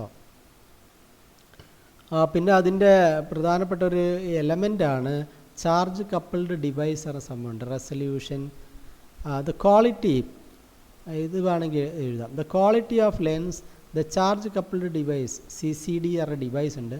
resolution, pixels, measured in pixels. Optical zoom and software used in camera determines the quality of A picture. ഒരു പിക്ചറിൻ്റെ ക്വാളിറ്റി നമ്മൾ ആദ്യം ഒരു ക്യാമറൻ്റെ ക്വാളിറ്റി എന്താ പറയുക, എത്ര പിക്സൽസ് ഉണ്ടെന്ന് പറയാം. പിക്സൽസ്, അതിൻ്റെ റെസൊല്യൂഷനെയാണ് പിക്സൽസ് എന്ന് പറയുക. അത് മാത്രമല്ല അതിൻ്റെ ലെൻസിൻ്റെ ക്വാളിറ്റി, അതേപോലെ അതിലുപയോഗിക്കുന്ന ഒരു the density of charge coupled device, CCD പറഞ്ഞ ഡിവൈസ് ഉണ്ട്. ആ CCD അതിൻ്റെ ഡെൻസിറ്റി, അതുപോലെ നമുക്ക് സൂം ചെയ്യാനുള്ള കപ്പാസിറ്റി, ഇതൊക്കെ ഒരു പിക്ചറിൻ്റെ ക്വാളിറ്റിയെ തീരുമാനിക്കും. ഓക്കെ, ക്യാമറൻ്റെ pixels 2 megapixels, 24 megapixels എന്നൊക്കെ പറയുന്നുണ്ട്. ഇതൊക്കെ കമ്പ്യൂട്ടർ ഈ ടെക്സ്റ്റ് ബുക്ക് പ്രിൻ്റ് ചെയ്യുന്ന കാലത്താണ്. പുതിയ കാലത്തുള്ള ക്യാമറയൊക്കെ കുറേ കൂടെ അഡ്വാൻസ്ഡ് ആയിരിക്കും. വെബ് ക്യാമറ നമുക്കറിയില്ല. Web camera is A compact lens less expensive version of digital camera. It is used in computer four video calling, video chatting etcetera. കമ്പ്യൂട്ടറിൽ നമുക്ക് നേരിട്ട് കണക്ട് ചെയ്യാൻ ഉപയോഗിക്കുന്ന ചെറിയ വീഡിയോ കോളിങ്ങിനും വീഡിയോ ചാറ്റിങ്ങിനൊക്കെ ഉപയോഗിക്കുന്ന ക്യാമറയെയാണ് നമ്മളെന്ത് വിളിക്കുന്നത്, വെബ് ക്യാം എന്ന് വിളിക്കുന്നത്. വെബ് ക്യാമറ അല്ലെങ്കിൽ വെബ് ക്യാം എന്ന് വിളിക്കുന്നത് നീ കണ്ടിട്ടുണ്ടാവും. ഇപ്പോൾ ഇങ്ങനെയുള്ള ക്യാമറ ഇപ്പോൾ ഇങ്ങനെയൊന്നും ഉണ്ടാവില്ല. ഇപ്പം നമ്മുടെ മോണിറ്ററിൻ്റെ മുകളിൽ തന്നെ ചെറുതായിട്ടൊരു ക്യാമറ ഫിറ്റ് ചെയ്തിട്ടുണ്ടാവും. ഇപ്പോൾ ഞാൻ ഈ റെക്കോർഡ് ചെയ്യുന്നത് ഈ ലാപ്ടോപ്പ്, ഞാൻ റെക്കോർഡ് ചെയ്യുന്ന ലാപ്ടോപ്പിലുള്ള ഈ ക്യാമറ കണക്ട് ചെയ്തിട്ടാണ് ഈ ഒരു വീഡിയോ റെക്കോർഡ് ചെയ്തുകൊണ്ടിരിക്കുന്നത്. സോ ഇതൊക്കെ ഇൻപുട്ട് ഡിവൈസാണ്. സോ നമ്മൾ എല്ലാ ഇൻപുട്ട് ഡിവൈസും ഡിസ്കസ് ചെയ്ത് കഴിഞ്ഞു. അടുത്ത ക്ലാസ്സിൽ നമ്മൾ എന്ത് ഡിസ്കസ് ചെയ്യും, ഔട്ട്പുട്ട് ഡിവൈസസ് ഡിസ്കസ് ചെയ്യും. സോ ഈ സെഷൻ നമ്മളിവിടെ അവസാനിപ്പിക്കുകയാണ്. കുറേ ഇൻഫോർമേറ്റീവായിട്ടുള്ള കാര്യങ്ങൾ നിങ്ങൾ മനസ്സിലായിട്ടുണ്ടാവും. അടുത്ത സെഷനിൽ നമുക്ക് ഔട്ട്പുട്ട് ഡിവൈസ് ഡിസ്കസ് ചെയ്യാം. Okay, thank you for listening and I M stopping here. Thank you very much.